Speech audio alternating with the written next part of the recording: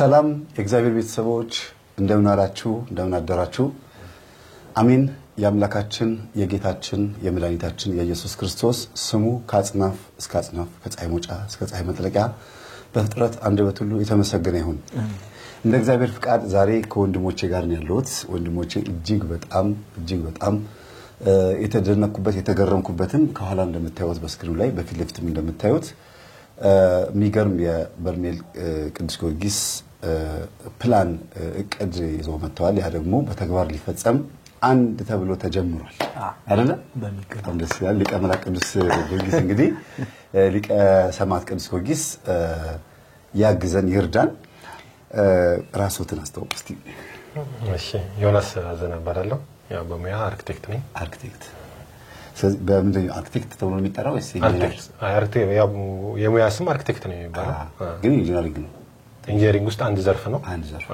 ያው ኢንጂነር ከማለት ይልቅ ግን ወደ ሞር አርኪቴክት የሚለው ይገልጻል በጣም እናመሰግናለን ጋሼ ስሞትን ይገልጹ እሺ ሰለሞን አንዱ ዓለም ባላለው ያው ሰሌን ማያቅ የለም ወንድማችን ደግሞ ዛሬ የበለጠ በደንብ እናውቀዋለን እንግዲህ እጅ ከምን ብለናል ይዘውልን የመጡት አንድ ደስ የሚል ሐሳብ አለ መጀመሪያ ወንድማችን ሰሌን ከወንድማችን ጋር ያለውን ግንኙነት ይገልጽልንና ከዛ ወደ ወንድማችን ማውራራ እንሄዳለን መልካም ቆይታ እሺ እና መሰግናለን መምህር እንግዳ አድርገህ ስለጋበዝከን ያው በርሜል ቅዱስ ጊዮርጊስ እንግዲህ ከ3 አመት በፊት ነበር እዛ ቦታ ላይ የነበርኩት ይሄ ስትራቴጂክ ፕላን በቅድ ደረጃ ተነድፎ የነበረ የዛሬ 3 አመት ነው ቦታው ላይ የነበረው የህዝብ ፍሰት አሁን ካለው የህዝብ ፍሰት 4-5 እጥፍ ነበር በሳምንት አንድ ቀን ነበር ጸበል የሚጠመቁትና ብዙ መሰረታዊ ፕሮብሌሞች ነበሩ ቦታው ላይ የመጀመሪያውና ዋነኛ ትልቁ ችግር የበርሜል ቅዱስ ጊዮርጊስ የቦታ እጥረት ነበር ቦታ የለውም ቤተክርስቲያኑ በወቅቱ ያኔ 1998 97 ዓመተ ምህረት እዛ አካባቢ ላይ የሄዱ ኗሪዎች ይሄ ጸበል ከመውጣቱ አስቀድሞ በተወሰነ መልኩ ነበር ቦታውን ከልለውት ነበር አሁን የጸበል ወጥቶ እንደዚህ ጸበሉ ሲገን ብዙ ህዝብ ከተለያየ ዓለም ክፍል ሲመጣ ዛሬ እስከ መጸጸፍ ደረጃ ድረስ ደረሰ ህዝብ ፍንፍን ማለት ጀመረ ማረፊያ መቸገር ሽንት ቤት መቸገር የመጠጥ ውሃ መቸገር ያንዳንዱ ኮምፎርታብል ዞን አይደለም አካባቢ በእንደዚህ አይነት ችግር ውስጥ እየሆነ ነው ህዝበ ክርስቲያን እየሄደ እየተጠመቀ የሚመጣው ሆኖ ብዙ ህዝብ መምጣት ይፈልጋል የሄደውም ደግሞ መመለስ ይፈልጋል ያለውን የሙቀቱን ሁኔታ የቦታ የማረፊያ ፕሮብሌሞችን የሽንት ቤት ችግሮችን እነዚህ ነገሮችን ያዩት ድጋሚ ወደዛ ቦታ መሄድን እንደ ከባድ ፈተና ነው የሚያዩት ካለባቸው ፕሮብሌም አንፃር ግን አንዱ ግድ ሆኖበት ሊሄድ ይችላል ማለት ነውና በዚህ ምክንያት ማሳያ ይሆናል 2015 ላይ በጣም በመላው ዓለም የሚገኙ ህዝበ ክርስቲያኖችንም ሌላውንም የዓለም ክፍል ያስደነገጠ አንድ ዜና ከቦታው ተሰምቶ ነበር የአተት ወረርሽኝ ገብቶ ነበር ይሄ ከጽዳት አቋያ ጸበልተኛ ከመብዛቱ ቦታው ላይ ሽንት ቤት እጥረት እና እነዚህ መሰረተ ልማቶች እንዳይሰሩ የለም ቦታ አሁን እኛ ይሄንን ፕላን ይዘን የተነሳ ነው ከፍተኛ የሆነ የህዝብ ቁጥር ወደዚህ ቦታ ይመጣል ከዚህ በኋላ አሁንም እየሄደ ነው ያለው ሰው በአግባቡ መጥቶ እንዲድን እንዲጠመቅና ጥሩ ኮምፎርታብል ዞን አካባቢውን ሞዴል ከማድረግ አንፃር እንደገና ቦታም የራሳችን ቦታ ማለት ይሄ ቤተክርስቲያን ይሄ ለዚህ ፕላን የሚያስፈልገው ከ22 ሄክታር በላይ ነው ይሄንን ሄክታር መሬት ህዝበ ክርስቲያኑ ይሄንን ሞዴል አሳይተን ታላቅ ገቢ ማሰባሰቢያ ሚያዝያ 2 እና 3 እናካሄዳለን እንግዲህ ይሄንን ነው ይዘን የመጣ ነው ካለው ነባራዊ ሁኔታ አንፃር ማለት ነው በርሜል ቅዱስ ጊዮርጊስ ከዮኒም ጋር የተገናኘ ነው ተወቃችን በፊት ነው እንግዲህ እሱ ጥሩ የቤተክርስቲያን ልጅ ነው አርኪቴክት ነው ዩኒቨርሲቲ ላይ ነው ተወቃችን የነበረው አሁን አዲስ አበባ ላይ ትልልቅ የአፓርትመንቶችን ሪል ስቴቶችን ዲዛይን ይሰራል የቤተክርስቲያን ስራዎችን ይሰራልና ስለ በርሜል ጊዮርጊስ እንግዲህ እኔ ሁሌም አይዘጋም በርሜል ጊዮርጊስ መምህር እንግዲህ አንተም በሄርክበት በተደጋጋሚ በሰማው ለአንድ ወር ተዘጋ ይባላል ለ2 ወር ይዘጋል ለ3 ወር ይዘጋል እና አሁንም ይሄ ችግር ዛሬም ድረስ አለ ዛሬም ድረስ በርሜል ቅዱስ ጊዮርጊስ ጫፍ ላይ ያለ ሀገረ ስብከት ካቀሙ በላይ ይሆናል ጤና ጥበቃ ሚኒስተር ካቀማቸው በላይ ይሆናል ቦታው ላይ ያለው ፕሮብሌም ካቀም በላይ ይሆናልና ይሄንን ስር ነቀል የሆነ ለውጥ ለማምጣት ከዮኒ ጋር በጣም ረጅም ጊዜ ለ2 አመት ያህል ዲስከስ እናደርግ ቆይተን ይሄንን ስትራቴጂክ ፕላን ጥናት ስናጠና ቦታው እኔም በተደጋጋሚ እየተመላለስኩኝ ጥናት ስናጠናና ሪሰርች ስንሰራ ቆይተን ይሄንን እንግዲህ ለመላው የዓለም ህዝብ ይፋ ለማድረግ ዛሬ ተገኝተናል። ሀገረ ስብከቱ ብፁዕ አባታችን አቡነ ሰላማ የምዕራብ ጎንደር ሀገረ ስብከት ሊቀ ጳጳስ፣ ቆሞስ አባ ኃይለ ማርያም ያሳይ የምዕራብ ጎንደር ሀገረ ስብከት ስራ አስኪያጅ ናቸው። እነሱ አምነውበት አይተውት አስገምግመን 8 ወር ነው የፈጀው። እንግዲህ ስትራቴጂክ ፕላኑን በንድፍ ልከንላቸው ከዛ ፕላኑን ደግሞ በእንደዚህ በስሪዲ መልኩ ልከንላቸው ዲቴል ዲዛይን ልከንላቸው አስገምግመን ቦታው ላይ ይሄን ነገር አድርገን ህዝበ ክርስቲያኑን ይፋ አድርገን ቢያንስ ይሄንን ቦታ ማስፋፊያ ጠይቀን ስርዓት ያለው ስራ እንዲሰራ እንፈልጋለን። ቦታው ቅድስናው እንዲጠበቅ እንፈልጋለን። ሁለተኛ ነገር የምንሰራውን ስራ ልታውቁት ይገባል። እናንተ ለምሳሌ ብዙ ጊዜ መምህር አስተውለ ከሆነ የሆነ ሰው የሆነ ዲዛይን ወይም ደግሞ የሆነ ስራ ይሰራና ያ ገንዘብ በግል አካውንት ሊገባ ይችላል። በቤተ ክርስቲያን እኛ ብዙ ጊዜ የሚገጥሙን ነገሮች አሉ። ስለት አድርሱልን፣ ገንዘብ ለበርሜል ጊዮርጊስ አስራት በኩራት አድርሱልን እንዲህ የሚሉ ሰዎች አሉና በርሜል ጊዮርጊስ በጣም ብዙ ወዳጆች አሉ። ብዙ ሰው እዛ ቦታ ላይ ሄዶ በብዙ ሺህ የሚቆጠር ሰው ድኖ ተፈውሶ ነው የመጣው። ስለዚህ ይሄንን ከማሰብ አንፃርኛ ለምን በግል አካውንቱ ገንዘብ ይገባል የሚል ሙግት ስናደርግ ቆይተናል እስካሁን ድረስ። ለዚህ ነው አባቶችን መካተት ያስፈልጋል። አባቶችን ማካተት ያስፈልጋል። ሊቀ ጳጳሱ ያመኑበትን ነገር አንደኛ ነገር እነሱ ያላመኑበትን እንዲህ አይነት ይሄ ማለት በጣም በርካታ ገንዘብ ይፈጃል። የ3 አመት እና 4 አመት ፕሮጀክት ነው እና ይሄንን ትልቅ ሂጅ የሆነ ፕሮጀክት ለዓለም ህዝብ ስናስተዋውቅ ሁሉ ህዝብ ስሜታዊ ሆኖ ደስተኛ ይሆናል። ይሄንን ነገር ግን እኔ ወደ ግል አካውንቴ አስገብቼ ገንዘቡን የሆነ ነገር ልሰራ ብል ገንዘብም ሊያሳስተን ይችላል እና ይሄንን ከማሰብ አንፃር መጀመሪያ እነሱ እንዲያምኑበት ነው ያደረግነው። ካመኑበት በኋላ ደግሞ እነሱ የሚያምኑበትን አካውንት እንዲከፍቱልን ያደረግነው ራሳቸው ቤተክርስቲያኗ በጣም ደስ ያለኝ ይሄ ነው። ራሳቸው ያመኑበትን አካውንት በቃ ተርቢኖስ ይሄን ስራ ሲሰራ ከተርቢኖስ አካውንት ውጪ ገንዘቡ እንዲሰበሰብና ጎፈንድሚም ሲከፈት አገረ ስብከቱም ላይ ታችም ላይ ያለው ኮሚቴ ተዋቅሮ የሚያቀው ክትትል የሚያደርገው በኦንላይን ክትትል የሚያደርገው በጣም ብዙ ወዳጆች ባሉት በርሜል ቅዱስ ጊዮርጊስ አሜሪካ ላይ ጎፈንድሚም አካውንት ተከፍቷል። አካውንቶችም የቤተክርስቲያኑ ስም በቤተክርስቲያኑ አገረ ስብከቱ ኦዲት የሚያደርገው ወጪ ገቢውን የሚከታተለው እያንዳንዷን ነገር በስነ ስርዓት ምን ተሰራ ምን ደረጃ ደረሰ ለምን ያህል ሆነም ብሎ ተጠያቂነት ያለው ነገር ያንን ስራ በትክክል የሚከታተለውን ሂደት ነው ይሄር ነው ማለት ነው። ከተጠያቂነት ነፃ ለመሆን ማለት ነው። አሁንም ለዛም ነው እኛም እስከዛሬ ድረስ ቆይተን አንተም በርክበት ጊዜ እንደውም ስታወራ ነበር ሰኔ ይሄ ቦታ ቢለማ እንዴት ነው ያልኩኝ። በቃ ምካም የሰው ፍሰት ያያዋል ይከታ ቋረጥኩና የሰው ፍሰት እንዲሁም ደግሞ በቦታው ላይ ያለውን ፈውስ ደግሞ ያባቶችም ደግሞ እዛ ቦታ ላይ መጎብኘት ሲመጡ ምቹ ቦታ ማግኘት ጳጳሳት ይመጣሉ። ሌሎችም ሰዎች ሲመጡ ኮምፎርት የሆነ ነገር ማለት ምቾትን ፈልጌው ሳይሆን ቢያንስ እንኳን ድካሙን ይቀንሳል ብለን ምን አስበው እሱን ነው እኔ ማወቅ የፈለኩትና ከዛ አንፃር ባይሞሪስ ሲመላለስ የነበረው ለካ እናንተ ሁለታችሁ ላይ 2 አመት ሙሉ ስታወሩበት የነበረ ጉዳይ ነው። በደንብ በጎ አስተሳሰብ ያላቸው ሰዎች እንግዲህ ጠራራሉ ይነጋገራሉና ማን ይናገር የነበረ ማን ያርዳ የቀበረ ነው። በቦታው ላይ ብዙ አመት ያው ታሪኩን ታውቁታላችሁ የወንድማችን የሰቤት ብዙ አመት የነበረ ሰው ስለሆነ ከኔ በፊት እኔ ወይም ደግሞ እንደኔ አይነቱ መምህራን መሆኑ አገልጋዮችም ሲሄዱ ቢሆን ብለው የሚመኙትን ነገር ቀድሞ ያሰበበት ጉዳይ ስለሆነ ነው አባቶች ወስነውልን ልንወያይበት ዛሬ አንድ ብለን ጀምረናል በሚገባ። ስለዚህ እናያለን ወንድማችን እስቲ ይሄንን ነው እሺ እስቲ ምንድነው የምታሳየን? እሺ ጥሩ እንግዲህ ያው ሶልጋ ስራውን ከጀመረን በኋላ ዲቴል ጥናቶች ያጠናን እንግዲህ ምናልባት ቅድም እሱ ጠቆም አድርጎታል። እኔም እንደ ባለሙያ ዲዛይን ሲሰራ የግድ የሆነች ነገር መጥቶ መቀመጥ ብቻ የለበትም። ቦታው ምንድነው የሚለውን ዲቴል ከታሪኩ ጀምረን ምን ያስፈልጋል የሚለውን ኢቨን ስትራቴጂክ ፕላን ያስራ መስላቀደን ኢቨን ፕሮጀክት አድርገን የዛሬ 10 አመት ምን አይነት ቦታ ሊሆን ይችላል የሚለውን ከዛ ውጪ ደግሞ የዛሬ 10 አመት ምን ያህል ሰው እዛ ቦታ ሊመጣ ይችላል የሚለውን ድረስ በማጥናት ዲቴል ዲዛይኖች ለመስራት ሞክረናል። እንግዲህ ከመጀመሪያ ጀምሮ መጀመሪያ እንግዲህ ስናስቀምጥ ምንድነው አላማችን ይሄን ቦታ ስንሰራ ምንድነው ኦብጀክቲቫችን የሚል 4 ኦብጀክቲቭ ለማስቀመጥ ሞክረናል። ቅድም እንዳነሳው ሶል የተለያዩ ችግሮች ነበሩ። እንግዲህ ስራው ሲሰራ ከችግሮች የተነሳ ነው። ስለዚህ ችግሮቹ አንደኛው ችግር እንግዲህ የጸበሉ ቦታ ትልቅ ችግር አለበት፣ የቦታ ትልቅ ችግር አለበት፣ የማረፊያ ትልቅ ችግር አለበት። እነዚህን ያጠቃለሉ ችግሮችን እንዴት አድርገን እንፍታቸው የሚል ነው አንደኛው። ሁለተኛ ደግሞ ስንሰራ ዲዛይኑን ምን አይነት ዲዛይን መሆን አለበት? ለምሳሌ የተለያየ ቦታ ይሰራል በአገር ውስጥም ከሀገር ውጭም ማለት ነው። ስለዚህ ሞዴል ክሬት እንውሰድ የሚለውን ለማየት ሞክረናል። ከዛ ውጪ ደግሞ እዚህም ካልተሰራ ይሄንን ስራ እንዴት አድርገን ሞዴል እናድርገው?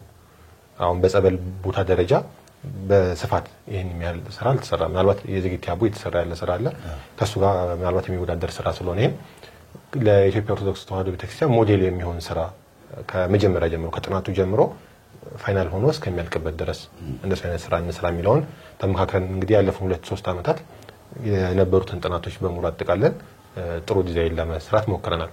እንግዲህ ዲዛይኑን ስንሰራ የኢትዮጵያ ኦርቶዶክስ ተዋሕዶ ቤተክርስቲያንን ስርዓትን የጠበቀ መሆን አለበት የሚለውን ከአቀማመጥ አንፃር ከዛ ውጪ ያንዳንዱ ነገር ትርጉም መስጠት አለበት የሚሉትን ነገሮች ከግምት ውስጥ በማስገባት ተሳይ ትርጉም መስጠት አለበት ሁሉም ነገር በሚለው ከዛ ውጪ ደግሞ ዓለም አቀፍ ስታንዳርዶች አሉ።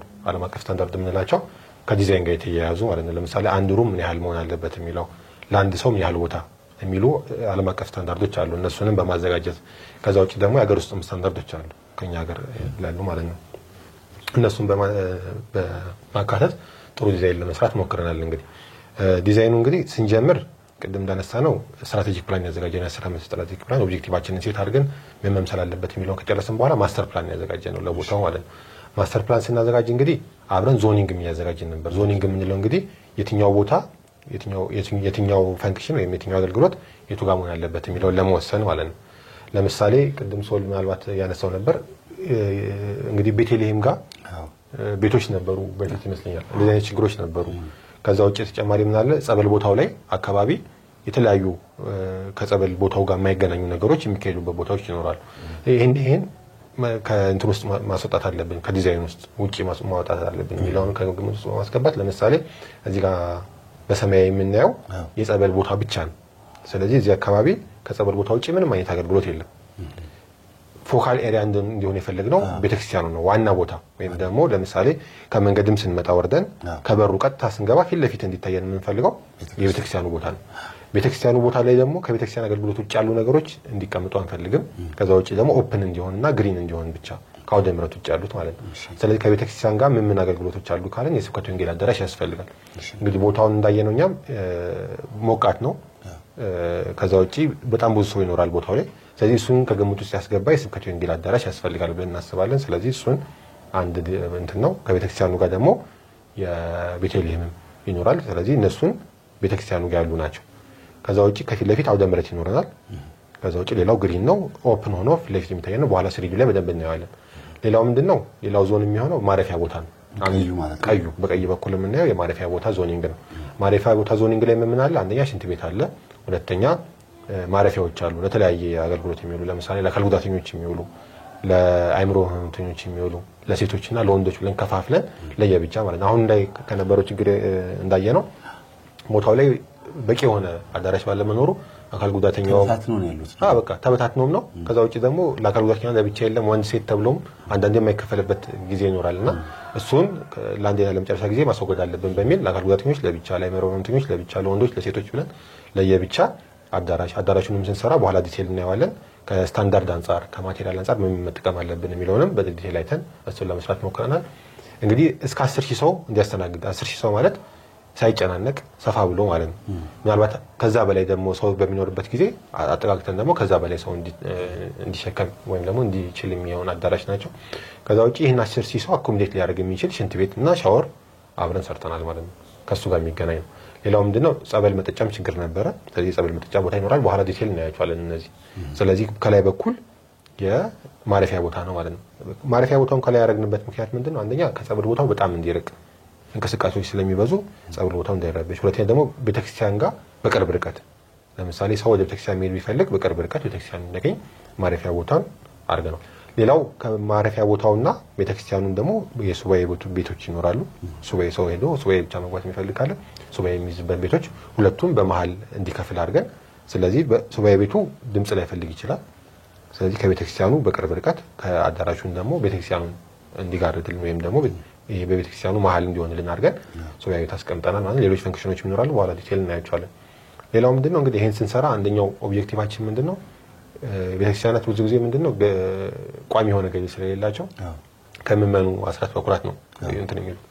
እነሱ ለምሳሌ ቦታው ከከተማ በጣም ስለሚርቅ የአስራት በኩራት በቋሚነት የማግኘት እድሉ ዝቅተኛ ነው። ስለዚህ ቤተክርስቲያኑ ራሱን መቻል አለበት ወደሚለው መጣን። ስለዚህ ቤተክርስቲያኑ በምን መልኩ ራሱን ይቻል የሚለውን አካባቢውን በማጥናት እንግዲህ ያለፈው 2-3 ዓመታት እንዳልኩ ቤተክርስቲያኑ ላይ ያለውን ብቻ አካባቢው ላይ ዙሪያው ላይ ምን አለ የሚለውን በማጥናት አንደኛ የዘይት ፋብሪካ ቢኖረው አካባቢው ላይ ቤተክርስቲያኑ አቅርቦት እንዲኖረው ማለት ለህዝቡ አቅርቦት እንዲኖረው ከዛ ውጪ ደግሞ ራሱን ችሎ ኢቭን ከራሱ አልፎ አካባቢ ያሉ ቤተክርስቲያናትን እንዲያስተዳድር ማለት ነው። ስለዚህ በቂ የሆነ የሰሊጥ ምርት አለ፣ የቅባት እህሎች ምርት አለ። ስለዚህ ከዛ የዘይት ምርት እንዲያመርት የዘይት ማኒፋክቸሪንግ ይኖረናል። ከዛ ውጪ የንዋየ ቅድሳት ለአካባቢው ያለው ቤተክርስቲያን ሊሆን ይችላል አምርቶ የሚሸጥበትም ንዋየ ቅድሳት ማምረቻ ይኖረናል። የሽመና እንዲሁ የጥጥ ምርትም ስላለ የሽመና ማምረቻ ይኖረናል። ከዛ በተጨማሪ ደግሞ ወደፊት ማስፋፊያ ብለን ያሰብናቸው የማር ምርት ለምሳሌ የማር ማቀነባበሪያ የማር ምርትም ምክንያቱም ካለማ ነው ቦታውን ግሪን ስለሚሆን የማር ምርትም ማቅረብ የሚችልበት የማር ማቀነባበሪያና ሌሎችም እንደዚህ አይነት ገቢ ማስገኛ ነገሮችን አስበን በዚህ በአረንጓዴ የምናየው ተጨማሪ ደግሞ እዚህ ጋር ማስፋፊያን ቦታ አብረን አስቀምጠንለት ማኑፋክቸሪንግ አስቀምጠናል ማለት ነው። ስለዚህ በዚህ አይነት መልኩ ስናስብ ኦብጀክቲቮቹን እንዴት ሚት እናድርግ የምንለውን ዲቴል አስበን በዚህ አይነት መልኩ አስቀምጠናቸዋል ማለት ነው። ስለዚህ ዞኒንግ ከሰራን በኋላ ወደ ዲቴል ዲዛይን የገባ ነው የትኛው የቱ ጋር ይሆን የሚለውን ማለት ነው። በጣም ይገርማል። ግን አሁን እኔ እንስረዳው ነው በመሃል ልግባና ጸበሉ ፈዋሽነቱ ስለታወቀ ነው ቤተክርስቲያኑን በዛው እየተረዳች ያለችውና ልማቱም የጸበልና የቤተክርስቲያን ልማት ነው ማለት ነው። አጠቃላይ ሁለቱንም ያዛችሁት ማለት ነው። እንግዲህ 70%ቱን በዚህ ፕሮጀክት እንደሚጠናቀቅ በዚህ በመናወራው ነገር እንደሚከናወን 30%ቱን ደግሞ በሂደት የሚጠናቀቅ እንደሚሆን ተስፋ አደርጋለሁ። እንግዲህ ጉባኤም አለ፣ ሱባኤም አለ፣ ጸበልተኛም አለ፣ እንደገና አካባቢውን ህዝብ ያማከለ ደግሞ ልማትም አለ።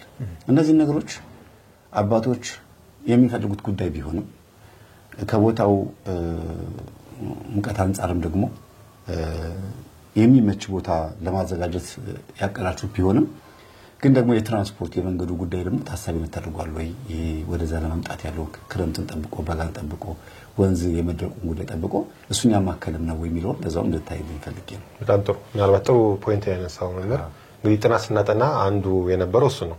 ለምሳሌ አካባቢውን ስናለማ ፋሲሊቲዎች ያስፈልጋሉ፣ መንገድ፣ መብራት የመሳሰሉት ማለት ነው። ኢቨን እኛ እስከምን ድረስ ነው ወደፊት ምናልባት አካባቢው የቱሪስት መዳረሻ የሚሆንበት ድረስ የቸርች ቱሪዝም ወይም ደግሞ የቤተክርስቲያን ቱሪዝም የምንለው ማለት ነው።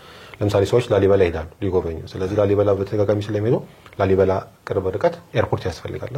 ስለዚህ ኤርፖርት እዛ ላይ ተገንብቷል። ስለዚህ በዛ ሌቭል ነው ያሰብነው ኢቨን ኤርፖርት የሚገነባበት ድረስ ማለት ነው። ለምሳሌ እነሱ ጉዞ ሲወስዱ በተደጋጋሚ በጣም ብዙ ተጓዥ ይሄዳሉ በኤርፖርት ማለት ነው። ዳይሬክት ፍላይት ቢኖር እዛ ቦታ ላይ ዳይሬክት ፍላይት ቢኖር ደግሞ ከዛ ውጪ የሆነ ወይም ደግሞ ከዛ ተጨማሪ የሆነ ሰው ሊሄድ ይችላል ማለት ነው። አንድ ሰዓት ከምናምን ደረስን ማለት ነው እኮ ከዚህ ባህር ዳር ነው በ50 በ40 ደቂቃ እንደርሳለን። ከዛ ደግሞ በጣም ቀጥታ ፍላይት እንዲኖር ሁሉ ቀጥታ ፍላይት ስለዚህ እዛ ሌቭል ድረስ ነው ያሰብነው። ወገፊት እንግዲህ 10 ዓመት ፕላን ስናቅድ ከመንገድ ተጨማሪ እስከ ኤርፖርት ድረስ ነው እቅዳችን ውስጥ ያለው ማለት ነው። አሁን ይሄ የ3 ዓመት እቅድ ስለሆነ ብቻ እዚህ ጋር ላካተት ነው። ወደፊት ግን ምናልባት ይሄኛውን ሶልም እኛም ከኤርፖርት ጋር ከአማራ ክልል ቱሪዝም ቢሮ ላይም በጀቶች ይኖራሉ። ለምሳሌ እንደዚህ አይነት የሚለሙ ቦታዎች ካሉ እነሱን ለመጠቀም ከመንገድ ጋር የተገናኙ ከአማራ ክልል የመንገድ የሚመለከተው አካል ጋር ለመነጋገርም እቅዳለን ማለት ነው። በዛ ሌቭል ነው ያሰብነው። ለምሳሌ መንገዱ ቢመቻች ከዚህ የተሻለ ሰው ሊመጣ ይችላል። የጉዞ እንትንም ያንሳል። ቅድም ያነሳነው ኤርፖርትን ቢኖር ስለዚህ ይሄን ቦታውን ምቹ ከማድረግ በተጨማሪ በጣም ብዙ ሰው እንዲመጣበት ለክልሉም ለአማራ ክልልም ለኢትዮጵያ በኢትዮጵያ ሌቭል ምክንያቱም ብዙ ሰዎች ከውጭ የሚመጡ ሰዎች አሉ ለዚህ ቦታ። ስለዚህ ከቱሪዝም አንፃርም ገቢን የሚያገኝበት ስለሆነ በዛ ሌቭል ነው ያሰብነው ማለት ነው። እነሱ ግን ዲቴሎች ወደፊት ደግሞ ቀስ እያለን አምናነሳቸው ይሆናል። ከዛ ውጪ ቦታውን ስናጠና እንግዲህ በሳይታችን ወይም ደግሞ ይሄን ልንሰራ ባስቀድንበት 22 ሄክታር ላይ ተጨማሪ አካባቢው ላይ ምን አለ ወይም ደግሞ ከማህበረሰብም ከዚህ ፕሮጀክት ምን መጠቀም አለበት የሚለውንም ኮንሲደር ለማድረግ ሞክረናል። ለምሳሌ አንዱ ምናልባት በኋላ ዲቴል እናየዋለን። እንግዲህ ይሄ ሁሉ ሰው ከ10,000 ሰው ባንዴ ማስተናገድ የሚችል ከሆነ ይሄ ሁሉ ሽንት ቤት ወደ 700 የሚሆኑ መጸዳጃ ቤቶች ካሉ ከዚህ የሚወጣውን ምርት ወይም ደግሞ ከዚህ የሚወጣውን ፍሳሽ ከሽንት ቤቱ ወደ ባዮጋዝ ቀይረን ለቤተክርስቲያኑ ለአካባቢው ማህበረሰብም የምንጠቅምበትም ፕሮጀክት አለን እዚሁ ላይ ማለት ነው። በዛ ሌቭል ነው ያሰብነው። እሱን ይመስላል። እሺ ወደሚቀጥለው ስቴፕስ ደግሞ ቀጥልልን። ስለዚህ ዲቴል እያንዳንዱን ለማየት እንሞክራለን። ዲቴል ስናይ እንግዲህ ቅድም ያነሳ ነው ቤተክርስቲያኑ ከፊት ለፊት በጉልህ እንዲታይ ነው የምንፈልገው። መጀመሪያ ስንመጣ ቤተክርስቲያኑ እንዲታይ ማለት ነው። ስለዚህ ፎካል ኤሪያችን ወይም ደግሞ ትኩረት የሚሰጠው ወይም ደግሞ በደንብ መልማት አለበት የምንለው ቤተክርስቲያኑ በደንብ እንዲታይ እንዲጎላልን እንፈልጋለን ማለት ነው። ስለዚህ መግቢያ ይኖረናል፣ ግራና ቀኝ ሱቆች ይኖሩናል። እንግዲህ ገዳሙ ምርቶች ያመርታሉ ብለናል። የገዳሙ ምርቶች የሚሸጡበት ሱቆች ፕላስ ደግሞ እንግዲህ እስከ 10000 ሰው በአንድ ጊዜ የሚያስተናግድ ከሆነ ለዚህ 10000 ሰው የሚፈልጋቸው ይኖራል። ለምሳሌ ሳሙናም ሊሆን ይችላል፣ ሸቀጣሸቀጦችም ሊሆን ይችላል፣ የጸሎት መጽሐፍቶችም ሊሆን ይችላል፣ ሌሎች ነገሮችንም የሚሸጡበት በፓርት ከፍለን የገዳም ሱቆች እናደርጋለን ማለት ነው። ይሄ አንዱ ፈንክሽናችን ነው ፊት ለፊት ያለው። ሌላ ቅድም ያነሳውልህ መምህር ከፊት ለፊት ምንም ነገር የለም እንዳልኩ። ለምሳሌ ከውጭም እዚህ ላይም ሆኖ ቤተክርስቲያን ነው የሚታየው። ሰው እዚህ ጋር ሆኖ መጸለይ ይችላል፣ ግሪኑም ሆኖ መጸለይ ይችላል። እዚህ ጋር ደምረት አለን። ስለዚህ ፊት ለፊቱ ምንም ነገር እንዲጋረዱ አልፈለገም ቤተክርስቲያኑ ምንም ነገር አይጋረደው። ስለዚህ ኦልሞስት ወደ 270 ዲግሪ አካባቢ ቤተክርስቲያኑ ምንም እንዳይጋረደው ነፃ እንዲሆን ፊት ለፊቱ ማለት ነው። ከዛ ውጪ ሌሎቹ በግራና ቀኝ እንዲሆኑ ማለት ነው። ስለዚህ ከፊት ለፊት እንግዲህ መንገዳችን ፊት ለፊት ወደ ቤተክርስቲያን ይወስደናል። ግራና ቀኝ የወንድና የሴት ብለን ከፍለን ምንድነው የመቀመጫ አውደ ምሕረቶች ይኖራል ማለት ነው። ይሄ ውስጡ ነው። የውስጥ እይታው ደግሞ በዚህ አይነት መልኩ ቢመስልን አብረን ዲዛይን አድርገናል ማለት ነው። ይገርም ነው በጣም። ከዚህ ጎን ለጎን ይሄ የምታሳየው አሁን ሙሉ የቤተክርስቲያኑን ልማታዊም ውበቱንም አጠቃላይ የሚሰራው ዲዛይኑ ማለት ነው በምን ያህል ጊዜ ያልቃል የሚመጣው ፈንድ አስተዋጽኦ ያደርገዋል። ግን ካለው ነባራዊ ሁኔታ አንፃር እዚህ ቦታ ላይ ህዝቡ ይሄንን አይቶ ደስተኛ እንደሚሆን ተስፋ አደርጋለሁ። የህዝብ ፍሰቱ በተለይ እንዳልከው የትራንስፖርት ጉዳይ ከተመቻቸ የህዝብ ፍሰቱ በጣም ሊበዛ ስለሚችል ወይም ደግሞ በጣም ብዙ ሰው ሊመጣ ስለሚችል ይሄንን እቅድ ስናቅድ አባቶችን ምእመናንና ባለሙያውን ያካተተ ነው ጥሎ አይደል? እንግዲህ ቤተልሔም በምስራቅ በኩል ትሁን እንደሚባለው አንድምታው እናንተ ስትሰሩትም ይሄ በዚህ በኩል መሆን አለበት ነው። ሴቲንጉን ሴታፑን ስታስቀምጡት መንፈሳዊ ትርጉም እንዲሰጥ አድርጋችሁ ነው ያስቀመጣችሁት። ግን እኔ ጥያቄ ሳይሆን ቢሆን ብዬ ማስበው እኔም ቢካተት እንግዲህ ራሴን ሐሳብ ነው ቢሆን ብዬ ማስበው ቤተክርስቲያን አልተጠቀመችበትም እንጂ ሀብቶቿን አባቶች በአሁኑ ሰዓት በጣም የተቸገሩት ትልቁ ጉዳይ እርስ በርስ እነሱ የሚወያዩበት የራሳቸው ሆነ የአባቶችን ያማከለ ለነሱ ብቻ የሚሆን መሰብሰቢያ ቢሮ አዳራሽ ማም የላቸውም እና ይሄ ነገር እሱ ያካተተ ነው ወይ? እሺ እናነሳቸዋለን በኋላ ዲቴሉ ላይ ጥሩ ሐሳብ ያነሳው። ብዙ ጊዜ ቤተክርስቲያን ሲሰራ ለራሳቸው እንትን አይሉም። የሰንበቴ ቤት ምናምን የሰንበት ቤት አዳራሽ ማምን ነው።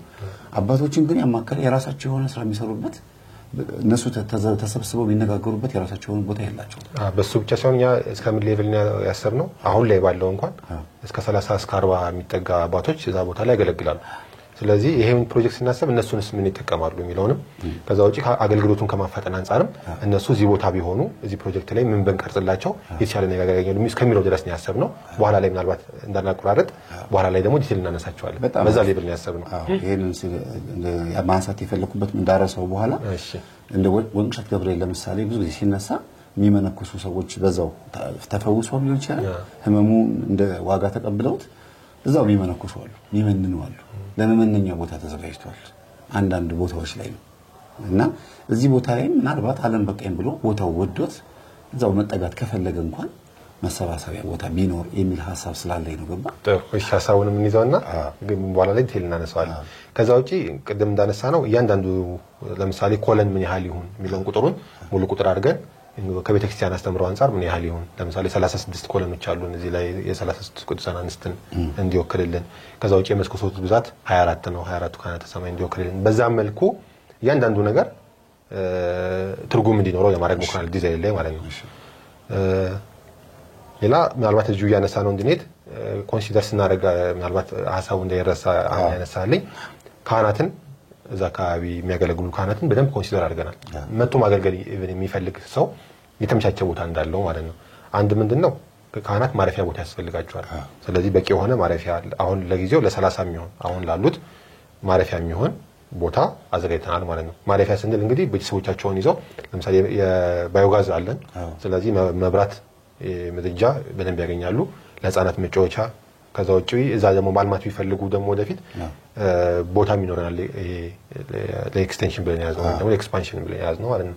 ከዛ ውጪ እንትኖች አሉ ማኑፋክቸሪንግ ቦታዎች አሉ እዛ በትርፍ ሰዓታቸው እንዲያገለግሉ ካህናት ሊሆን ይችላል የካህናት ቤተሰቦች እዛ እንዲያገለግሉና ገቢ እንዲያገኙ ስለዚህ ለነሱ ምቹ የሆነ ቦታ ይሄን ቦታ ስናስብ ለነሱ ለማረፊያም ለአገልግሎትም የሚመቻቸው ቦታ አብረን ለማስቀመጥ ሞክረናል ማለት ነው በቂ የሆነ ቦታ።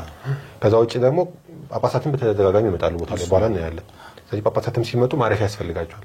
ከዛ ውጪ እንደውም እነ ሶልም በደንብ ሌቭሉን ከፍ አድርገው ሁለተኛ የጵጵስና መቀመጫ እስከመሆን ድረስ እንዲደርስ ነው እቅድ ያለው።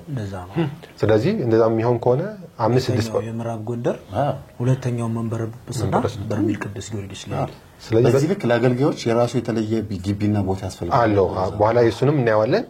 ግን ለጳጳሳትም ለምሳሌ በአንዴ 5-6 ጳጳሳት ቢመጡ አንዳንዴ ደግሞ እስከ 9-10 ቢመጡ ብለን ብናስብ ለነሱ የሚሆን ቦታ ለምሳሌ መቼም ጳጳሳት መጥተው ማለት ለነሱ የማይገባ ቦታ ከአክብሮትም አንፃር አናስቀምጣቸው ያናሳደራቸው። ስለዚህ ያንን የሚመጥን አገልግሎት አብረን ለማስቀመጥ ሞክረናል ማለት ነው። በኋላ እናያቸዋለን እነሱንም ዲቴል። ስለዚህ ቤተልሔም ይኖረናል የስብከተ ወንጌል አዳራሽ ይኖረናል እዛው ቤተክርስቲያን አካባቢ። ስለዚህ በዚህ አይነት መልኩ አስቀምጠናል። አውደ ምሕረቱ ሰፊ አውደ ምሕረት ከአውደ ምሕረቱ ተጨማሪ ግን ግሪን ቦታዎች አሉ። ሰው ቢበዛ እንኳን ግሪኑን በደንብ ለመቀመጫነት እንድንጠቀምበት ለጸሎት እንድንጠቀምበት። ከዛ ውጪ ኦልሞስት 40-50% የሚጠጋውን በግሪን የሸፈነው ምክንያቱም ቦታው ሞቃት ነው። ስለዚህ ሙቀቱን ለመቀነስ ንፋስም በደንብ እንዲኖር ያየሩንም ለማስተካከል አንዱ ግሪን በደንብ እንጠቀማለን ከማቴሪያል ውጪ ማለት ነው። ስለዚህ በደንብ ግሪን ቦታዎች እንጠቀማለን። ስለዚህ እሱን ደግሞ ሰው የሚጸልይባቸው የሚቀመጥባቸው ቦታዎች ለማድረግ እንሞክራለን ማለት ነው። ይገርም ነው ፕላኑ ራሱ ጳጳሳት ማረፊያ ያለው በዚህ ሌቭል በጣም ይገርም ቦታ ነው። በተደጋጋሚ እንዲመጡ የሚጋብዝ ነው። ኢቭን ቦታው እንዲመጡ የሚጋብዝ ብቻ ሳይሆን እዛው እንዲቀመጡማ እንግዲህ በዛ ሌቭል ከታሰበ መንበረ ጵጵስናው እዛ እንዲሆን እንግዲህ በዚህ ሌቭል ነው የሚያዘጋጀንላቸው ማለት ነው። ደስ ይላል። አው ግሪን የሆነ ቦታ ሙቀት ለሆነ ቦታ ትንሽ ጠቃሚ ነው። ዛፎቹ ራሱ እንደዚህ መሆናቸው ትላልቅ ዛፎችን ለመጠቀም ሞክረናል። ካሁኑ ጀምረን የላንድስኬፕ ዲዛይንም ስለሰራ ካሁኑ ጀምሮ የመትከል ስራ እንሰራለን። ያው በ3 አመት ውስጥ እንዲደርሱ ፕሮጀክቱ ሲያልቅ አብሮ እንዲደርሱ ማለት ነው። ከዛ ውጪ ውስጥ እይታው ይሄን ይመስላል። በጣም ቆንጆ ነው። ያምራል። በጣም ነው የሚያምረው። ሳሌ በዚህ አጋጣሚ ያየ ነው እንደዚሁ ውስጡን እንደዚህ ያየ ነው። ምናልባት በዛ አካባቢ ብቻ ሳይሆን በሰሜን አካባቢ የተለየ ትልቅ ልማት ነው ያስባለሁ። በነገራችን ላይ በኢትዮጵያ ደረጃ በኢትዮጵያ እስከዛሬ ድረስ የጸበል ቦታ ፕሮጀክት በዚህ ደረጃ ታስቦ አይታወቅም። ሌላው ምንድነው መሰለ መምህር እኛ ትልቁ ታርጌታችንና አላማችን ይሄንን ቦታ ማልማት ብቻ አይደለም። የጸበሉ ሚስጥር የገባው ሰው ስለ ጸበሉ ምንነት ትርጉም የተረዳ ሰው መጀመሪያ አንተ ስትሄድ ለመጀመሪያ ጊዜ የምትለው ምንድነው ሁሉም ሰው ይምጣ ነው። ሁሉም ሰው እንዲመጣ የምትፈልግበት ቦታ ነው።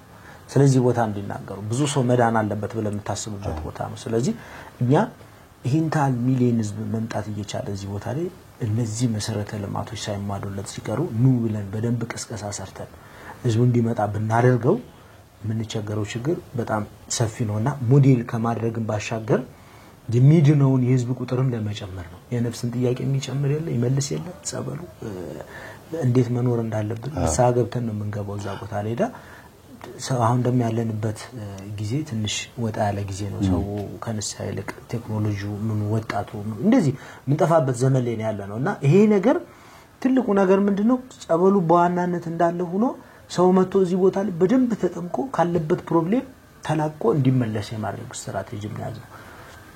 ከዛ ውጪ ያው አያይዘህ ቅድም ይሄንን እንትን እንለዋለንና አሁን እዚህ ስብከተ ወንጌል አዳራሽ ላይ በቃ ማንኛውም ሰው ቢያንስ እስከ 7-8 ሺህ ድረስ በአንድ ጊዜ ማስተናገድ ይችላል። ውስጥ በአንድ ህዝቡን በአንድ አውደ ምሕረትና ይሄ አዳራሽም ሆነ ቤተክርስቲያኑም ሆነ ሌሎች ነገሮችም ያንዳንዱ አካል ጉዳተኞችን ያማከለ ስራ ሊሰራ ነው ማለት ነው። የጉባኤ አዳራሽ ነው የማረፊያ አዳራሽ የጉባኤ አዳራሽ የነጩ ማለት ነው። ነጩ የጉባኤ አዳራሽ እዛው ቤተክርስቲያን አካባቢ ለምሳሌ አሁን ክረምት ለምሳሌ አሁን እንትን ምን ልኮና ቦታው መልማት አለበት ብለን እናስባለን። ክረምት ቢሆን የመሳሰሉት ነገሮች ቢኖሩ ያስፈልጋል። ፀሐይም ሲሆን ውጭ ላይ ከሚሆን የስብከተ ወንጌል አዳራሽ ያስፈልጋል የሚለውን መግባባት ላይ ደርሰን ይሄን ሊመጣ የሚችለውን ሰው አኮሞዴት ሊያደርግ የሚችል አዳራሽ አብረን ሰርተናል ማለት ነው።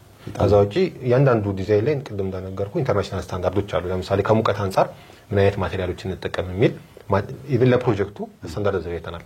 ምን ማቴሪያል እንጠቀም፣ ሙቀቱን የሚያባብስ መሆን የለበትም። ለምሳሌ ግድግዳ ስንሰራ በኮንቴነር መስራት የለብንም፣ ምክንያቱም ሙቀቱን አብሮ እንትን ይላል። ስለዚህ እነሱ አይነት ማቴሪያሎች ምንድን ናቸው የሚለውን ከጥናቱ ጋር አብረን አካባቢው ላይ ሊገኙ የሚችሉት ከጥናቱ ጋር አብረን ስታንዳርድ አዘጋጅተናል።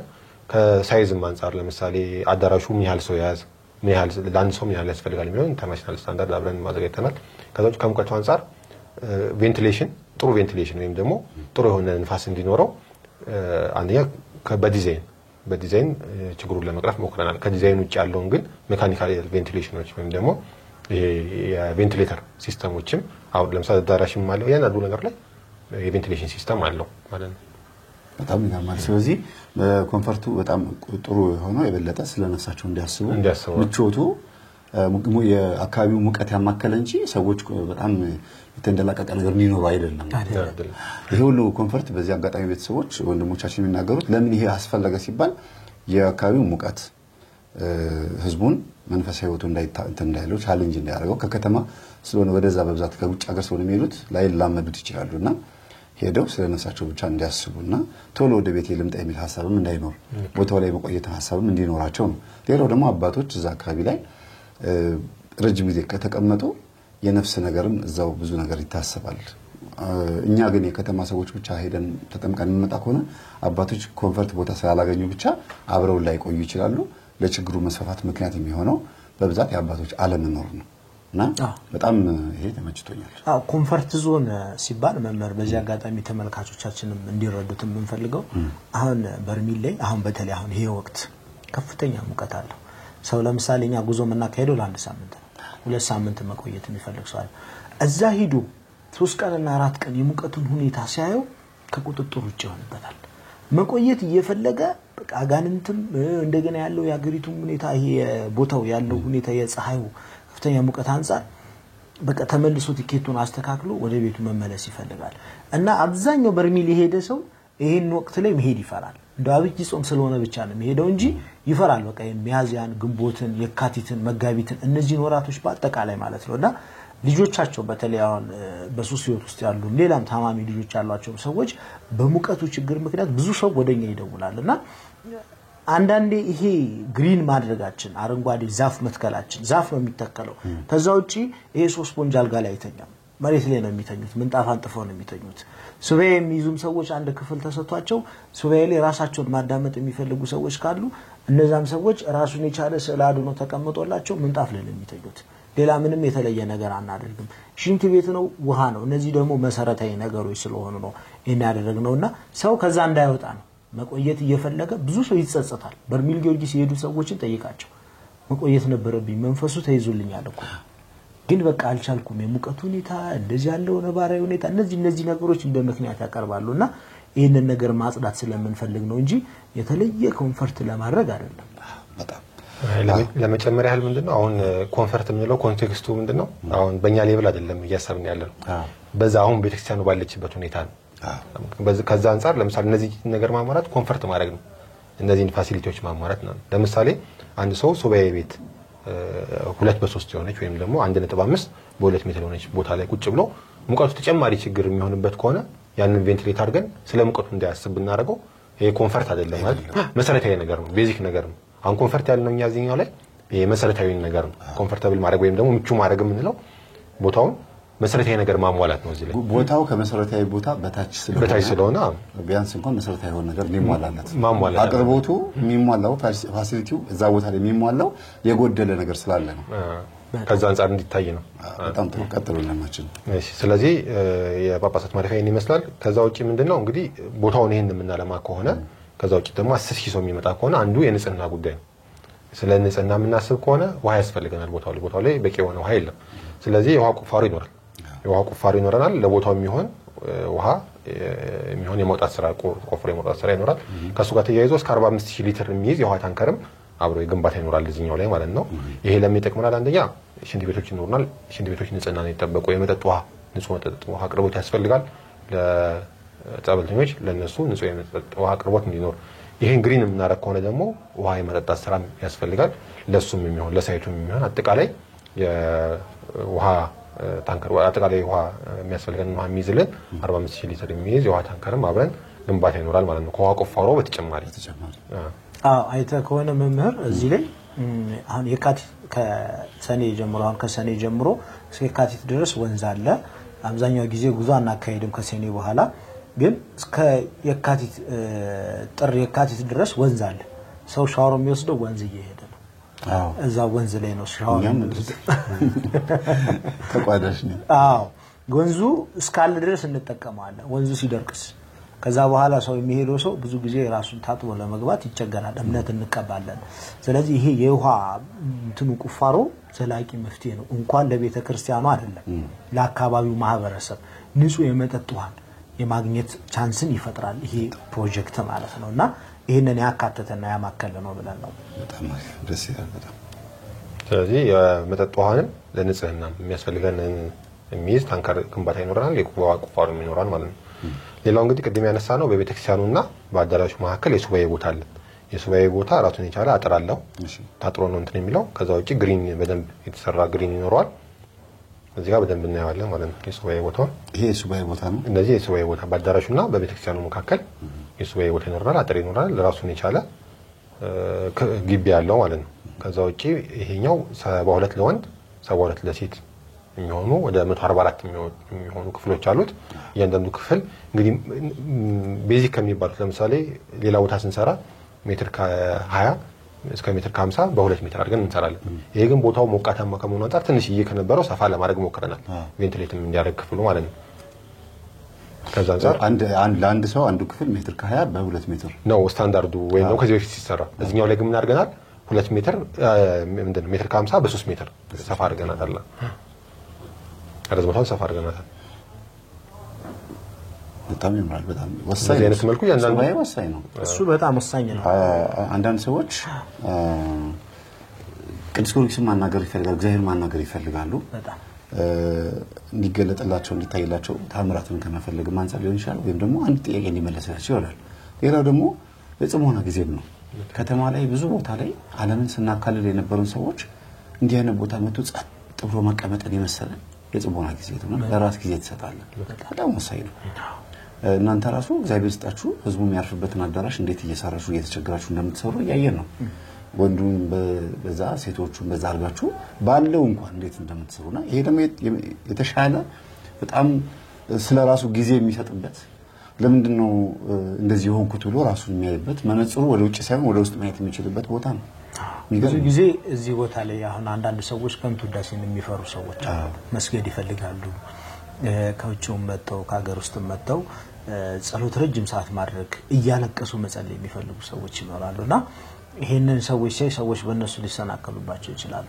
ጸበሉን ትንሽ ራስን ማዳመጥ ያለብን በቀጸበሉ ስንጠመቅ ራሳችን ማዳመጥ እንዳለብን ይነግረናል ኮንሰንትሬት ማድረግና እያንዳንዱ ሰው ቢያንስ ለአንድ ሳምንት ያክል አንድ 7 ሱባኤ ይዞ ከጸበል ጥምቀቱ ባሻገር ማለት ነውና ያንን ኮንሲደር ያደረገ ነገር ነው የሰራ ነው ከከንቱ ውዳሴነትም ሰዎች ርቀው ስግደትም ሲሰግዱ ምንም ሲያደርጉ በስነ ስርዓት በቃ ገዳማዊ ስርዓትን የጠበቀ በደንብ ራሳቸውን አዳምጠው ምላሽ አግኝተው ከፈጣሪያቸው ጋር ተነጋግረው ማልቀስም ካለባቸው አልቅሰው ማንባትም ካለባቸው አንብተው የሚመለሱበትን ጥሩ ሁኔታ ነው ብዙ ጊዜ በርሚል መምህራንተም ስትሄድ አይታል ያደረፍኩበት ቦታ የሆነች የግለሰብ ቤቶች ናቸው 3-4 ናቸው ያረፋችሁት ራሳችሁን ኮንሰንትሬት አድርጋችሁ ለማዳመጥ አልተቻለም ብቻ ጸበሉ ታምረኛ ስለሆነ ብቻ ስንገባ የጸበሉ ንጹህ ይያለን የራሳችንን ነገር ግን ወደ ኋላ ተተነው ነው የምንመጣው ጸበሉ ያስደንቀናልና ይሄ ነገር ቢታከልበት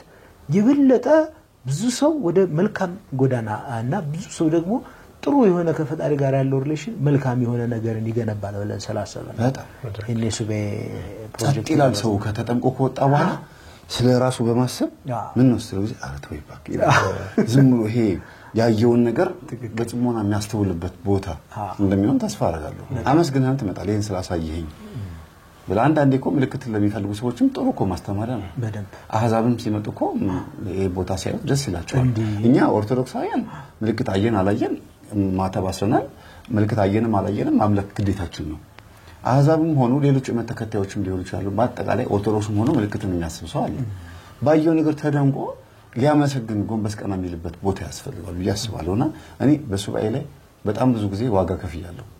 ሱባኤ ምን እንደሆነ ለማስተማር ዩቲዩብ ሲጀምር ራሱ ሱባኤ ምን እንደሆነ በማስተማር የጀመርኩት እና ይሄን ቦታ ሳይው ለኔ ውስጥ እንዴት እንደሚዘል በጣም ደስ የሚለኝ ምንድነው ለመጨመር ያህል ሶልም በስፋት ብሎታል። እንግዲህ ቦታው ለኛም ስናጠና ሰው ምን ይፈልጋል የሚለውን አብረን ለማየት ሞክረናልና ከዛ አንፃር ነው እነዚህ ሱባኤ ቤቶች ያስፈልጋሉ ብለን እኛ የሚያስቀምጥ ነው ማለት ነው። አንደኛ ምንድነው ለምሳሌ ለሱባኤ ብቻ ብሎ የሚመጣ ሰው ሊኖር ይችላል። ጸበል ለመጠመቅ ብቻ ሳይሆን ለሱባኤ ብቻ ብሎ ማለት ነው። ሱባኤ ገብቶ ደግሞ መጠመቅ የሚፈልግ ነው። ቅድሚያ ሱባኤ ይገባና ከዛ ደግሞ መጠመቅ የሚፈልግ ሰው ሊኖር ይችላል። ጸበል ከተጠመቀ በኋላ ደግሞ ሱባኤ መግባት የሚፈልግ ሰው ሊኖር ይችላል። ስለዚህ እነዚህን ሁሉ የሰው ፍላጎቶች በዚህ ማሟላት እንችላለን በሚለው እንደዚህ ለማስተካከል ሞክራለን። ከዛ ውጪ ሱባኤ ቤቷ የአንዷ ክፍል እዚህ ጋር ለማየት እንሞክራለን። እንግዲህ አንዷ ክፍል ውስጥ ልትኖር የምትችለው ስላድኖ ይኖረናል፣ ምንጣፍ ወይም ሰሌን ይኖረናል። ከዛ ውጪ ቬንቲሌተር ይኖረናል ሙቀቱን ለመቀናነስ። ከዛ ውጪ ግድግዳዎችን የተጠቀምናቸው ድንጋይና የፊኒሺንግ ናቸው። ድንጋይ ላይ ማለት ቅዝቃዜውን እዛው ለመያዝ ማለት ነው። አንዳንዴ ምንድነው እንደዚህ አይነት በረሃ ላይ ቀን በጣም ሙቀት ይሆንና ለሊት ላይ ደግሞ በጣም ቅዝቃዜ የሚሆንበት ጊዜ አለ። ስለዚህ ድንጋዩን ብንጠቀመው ቀን ያለውን ሙቀት ቶሎ እንዳይገባ ያደርጋል። ከዛ ደግሞ ቀኑን ሙሉ ያዘውን ሙቀት ደግሞ ለሊት ላይ ቢያንስ ትንሽ የክፍሉ እንዲሞቅ ያደርጋል። ስለዚህ ሙቀቱን ባላንስ ያደርግልናል። ከሱ የተረፈውን ግን ምናልባት ሙቀት አየር ያለውን በቬንቲሌሽን ሲስተም በዚህ አይነት መልኩ እናስቀምጣለን። ስለዚህ አንዷ ክፍል እቺን ትመስላለች።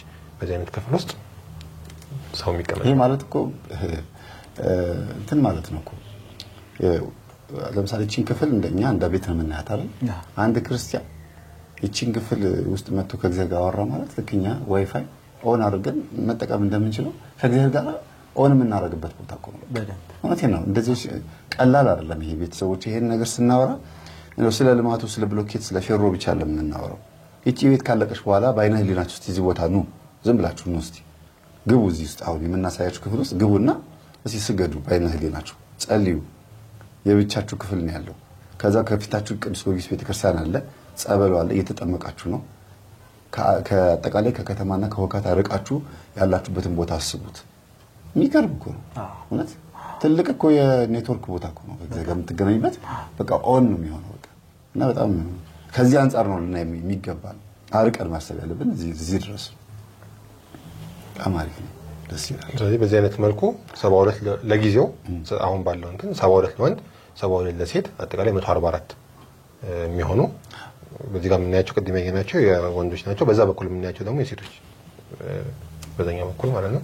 በዚህ አይነት መልኩ አድርገን 144 የሚሆኑ የሱባኤ ቤቶች። ከዛ ውጪ ደግሞ ለሱባኤ ቤቶች ጋር ላሉት ሰዎች ደግሞ ራሱን የቻለ ሽንት ቤት እዛው ግቢ ውስጥ መጸዳጃ ቤት ማለት ነው።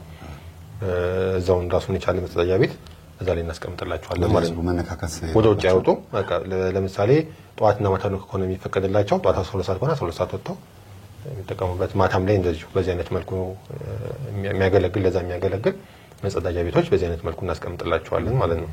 ትክክል። አይገናኙም ከሌላው ሰው ጋር ምንም የሚያገናኛቸው ነገር የለም። ሽንት ቤት ነው የራሳቸው ሽንት ቤት አለ፣ መጠጥ ውሃ ነው የራሳቸው መጠጥ ውሃ አለ እዛው ግቢ ውስጥ እና ከምንም ነገር ጋር እነዚህ ሰዎች ሊሄዱ የሚችሉት ቤተክርስቲያንና ቤተክርስቲያን ብቻ ነው። ከዛ ውጭ ከየትኛውም አካል ጋር ሊገናኙ አይችሉም። ያርመሞስ በያዙ ሰዎች ራሱ አይረበሹም። ይሄን እኮ መንፈሳዊ የሆነ ሰው እኮ ነው ሊሰራው የሚችለው። ዓለማዊ አርክቴክት ወይም ደግሞ ስለ ቤተክርስቲያን ጸበል ቦታ መረጃ የሌለው ሰው ናና እስቲ ይሄን ስራ ብትለው አይሰራው። ስለዚህ ለብቻቸው መጸዳጃ ቦታና መጠቀሚያ ቦታ እንዲሰራ መደረጉ በራሱ ያል በሙያ መደረጉ ያሳያል በእውቀት መሆኑ። ከዛ ውጭ እንግዲህ ከሱባኤ ቤቱ የራሱ ባውንደሪ ወይም ደግሞ አጥር አለው።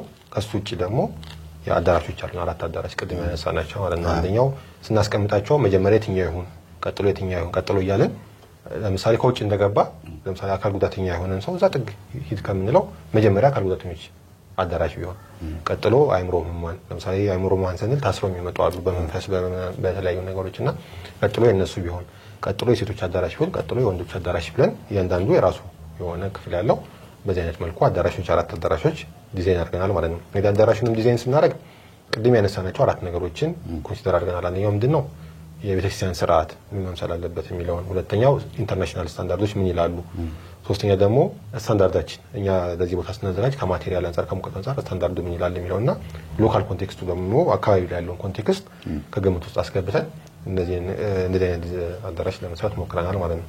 በጣም አሪፍ ነው። ያ ማለት የአእምሮ ችግር ያለባቸው ከነዛኞች ጋር ሲገናኙ የመረበሽ ነገር እንዳይኖር ራሱ ቤተሰቡም እንዳይሳቀቅ ለብቻ ይዞ ቤተሰቡ ለብቻ የሚያስፈልግ ተመሳሳይ አይነት ችግር ያለባቸው አንድ አይነት ቦታ ላይ እንዲቀመጡ አንድ አይነት ቦታ ላይ ሆኖ ክፍል አለው የራሱ ክፍል አለ። ኢቨን ምንድነው እያንዳንዱ ለምሳሌ አንዱ ችግር ብለን ያነሳ ነው ምንድነው ቦታው ላይ ለምሳሌ 1000 ሰው የሚይዝ አዳራሽ ከሆነ አዳራሹ አሁን 1000 ሰው አምጥቶ አንጥፉትኛል ዝም ብሎ ማኔጅ የሚደረግበት ወይ የለም።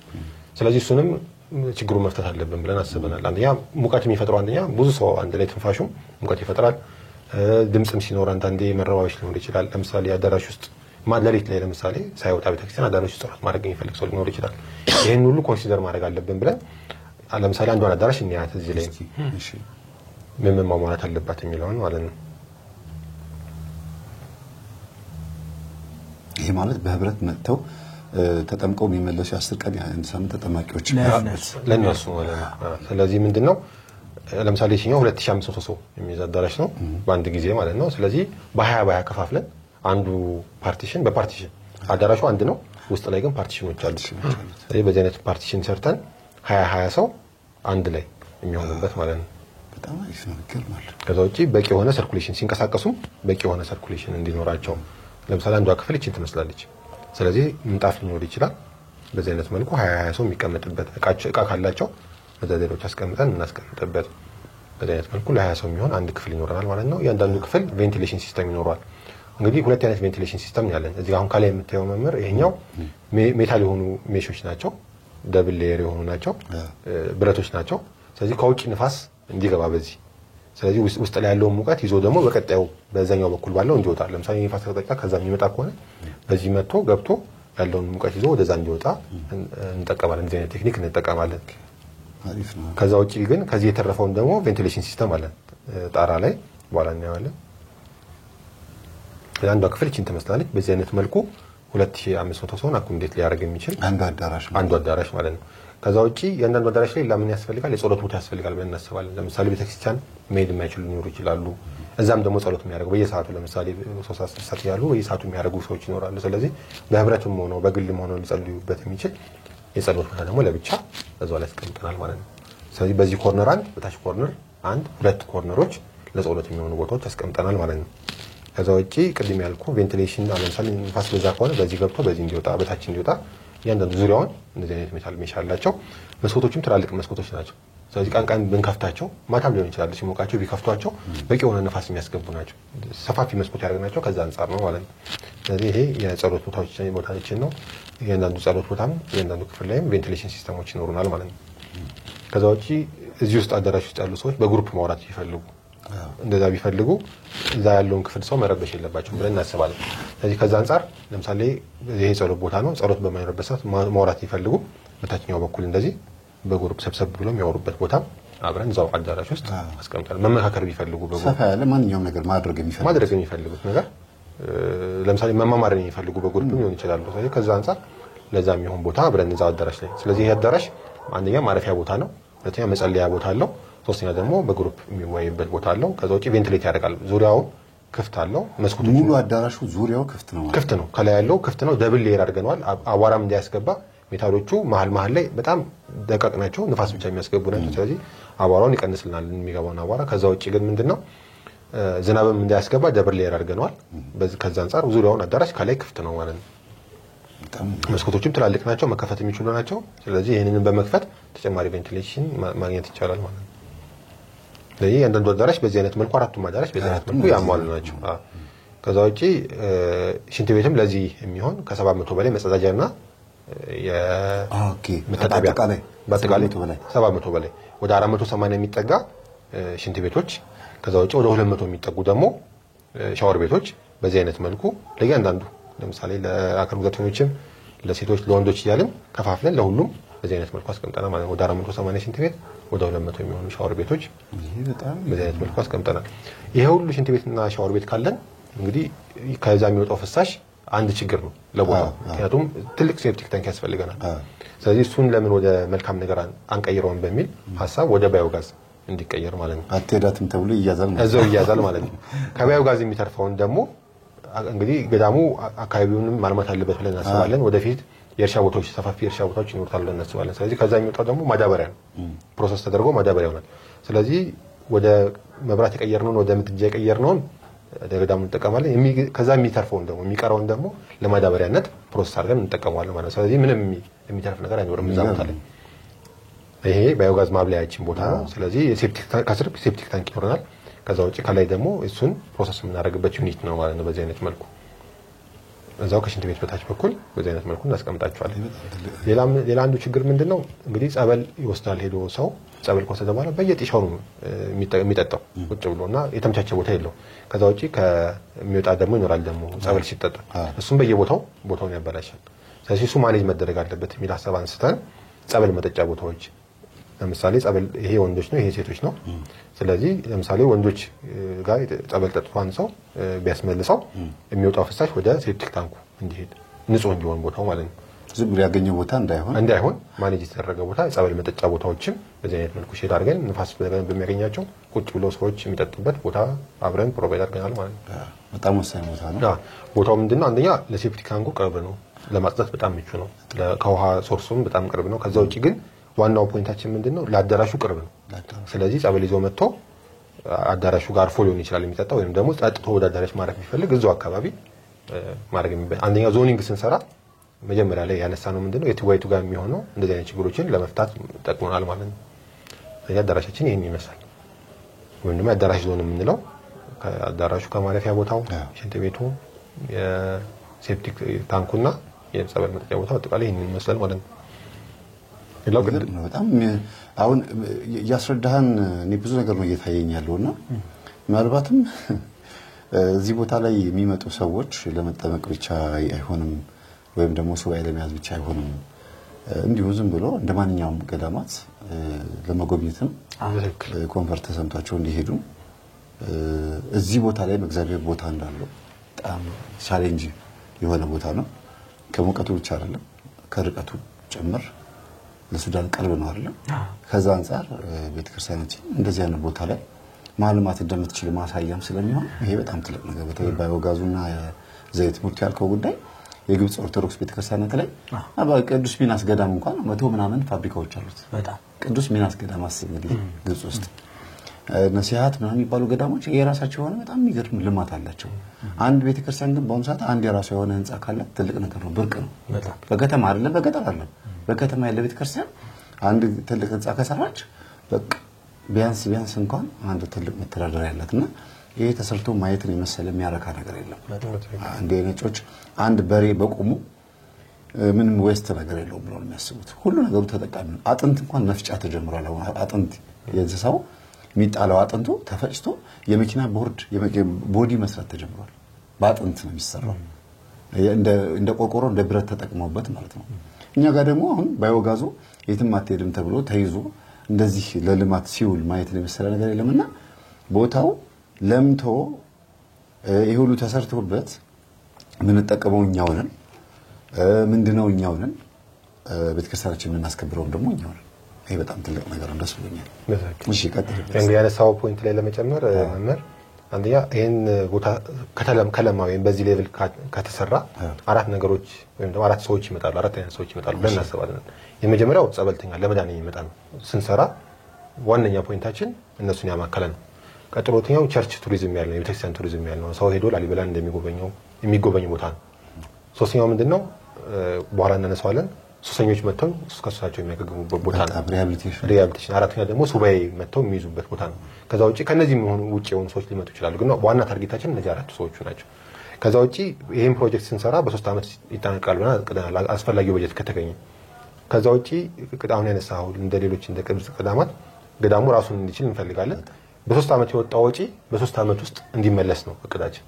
ያ ማለት ምንድነው? ይሄ የሚወጣው ወጪ ብቻ ለምሳሌ አንዳንዱ ግለሰብ ዶኔት የሚያደርግ ወይም ደግሞ የሚሰጠው ገንዘብ ነገ ከነገ ገዳሙ መልሶ የሚያገኘው ወይም ራሱን የሚችልበት ገንዘብ ነው ማለት ነው። ይሄ የሚገነባበት ብቻ ሳይሆን እነዚህን መሰረተ ልማቶች ብናሟላ ፋብሪካዎቹን ያልሰብናቸው ፋብሪካዎች ቢሰራ በ3 አመት ውስጥ ደግሞ ፊዚቢሊቲ ስተዲ ሰርተናል። በ3 አመት ውስጥ ገዳሙ መልሶ ያንን ገቢ የሚያገኝበት ነው። ይሄ ፕሮጀክት ማለት ነው እሱንም ስላነሳ በዛው አጋጣሚ እንጠቅሰው ነው በጣም አሪፍ ከዛ ውጪ ቅድም ያነሳው መምህርም አካባቢ ያሉ አባቶች ከዚህ ፕሮጀክት ምን ይጠቀማሉ የሚል ሐሳብ አንስታል ቅድም ተቆም ለማድረግ ሞክረናል ቅድም ያነሳ ነው ምንድነው እንግዲህ ለነሱ በቂ የሆነ የማረፊያ ቦታ ያስፈልጋል ብለን ጥራቱን የጠበቀ ስንግል ቅድም እንዳልነው እንደራቀቀ አይደለም ግን መሰረታዊ ፍላጎቶችን ያሟላ ለምሳሌ ሻወር ሽንት ቤት ያለው ኪችን ያለው አውትዶር ኪችን በጀርባ በኩል በግሩፕ የሚጠቀሙበት አውትዶር ኪችን ያላቸው እንደዚህ አይነት ቦታዎችን ወይም ደግሞ እንደዚህ አይነት ቤቶችን ለአካባቢው ላሉ ካህናት በዚህ አይነት መልኩ ቢቀመጥ ብለን አስበናል ማለት ነው ይሄ እነሱ ሴንተር ነው ይሄ እነሱ በቃ ካህናት ከሳይቱ ትንሽ ከቤተክርስቲያኑ በጀርባ በኩል ቀጳጳሳት ማረፊያ ፊት ለፊት ማለት ነው ለብቻ አድርገን በዚህ አይነት መልኩ አስቀምጠናል ቦታ ይኖረናል ወደፊት ደግሞ ምናልባት ምን ያስፈልጋሉ ለነዚህ ለካህናት ለልጆቻቸው ያለን ደግሞ ምን አሰፋበት ከከተማ ለሚመጣ አገልጋይ በአጠቃላይ ይጠቅማል አሁን ይሄን ስናስብ ምንድነው አካባቢው ያሉትን ኮንሲደር አደረግን እንጂ ነገ ከነጎዲያ ሌላ መጥቶ ካህናት መጥቶ የሚያርፉበት ቦታ አብሮ እንዲ ለማናረጋለን መምህራኖች ዘማሪዎች የተለያዩ እንግዶች ከተለያየ አገልጋይን በተመለከተ ይሄ የነሱ ሴንተር ይሆናል ማለት ነው በጣም ደስ ይላል ይሄ በጣም ዋናው ጉዳይ እንዲሆን ይሄ ነው ይሄንንም ከግምት ውስጥ አስገብተናል ጉባኤው እንዲሰፋ የሚያደርገው እኮ የነሱ መገኘት ነው በትክክል ይሄ ባለመኖር እኮ አባቶች አይመጡም ማለት ነው ከዛው አገልግሎቱም እንዲፋጠን ያደርጋል በደንብ እንትን ካለ እዛ ያሉትም ካህናት በደንብ እንዲያገለግሉ እናደርጋለን ከሌላም ቦታ ምቹ የሆነ ቦታ እንፈጥራለን ሌላ ዋናው ቦታ እንግዲህ በመጨረሻ የምናነሳው የጸበሉ ቦታ ነው እንግዲህ ጸበሉ ላይ የተለያዩ ነገሮች ችግሮችን አይተናል ጸበሉ ላይ ሳይሆን ቦታው ላይ ምን አንደኛው ምንድነው በደንብ ማኔጅ ያልተደረገም ቦታው ላይ ከዛው ውጪ የመጠጥ ጸበል ተብሎ የሚጠመቅበት አልተለየም ስለዚህ እሱን ያ የመለየት ስራ ለየብቻ ለመለየት ሞክረናል አንደኛ ምንድነው ለመጠጥ ጸበል ለብቻ ለመጠመቂያ ለብቻ አንደኛ ለምን ይተከመናል ይሄኛው ከነክኪ ነፃ የሆነ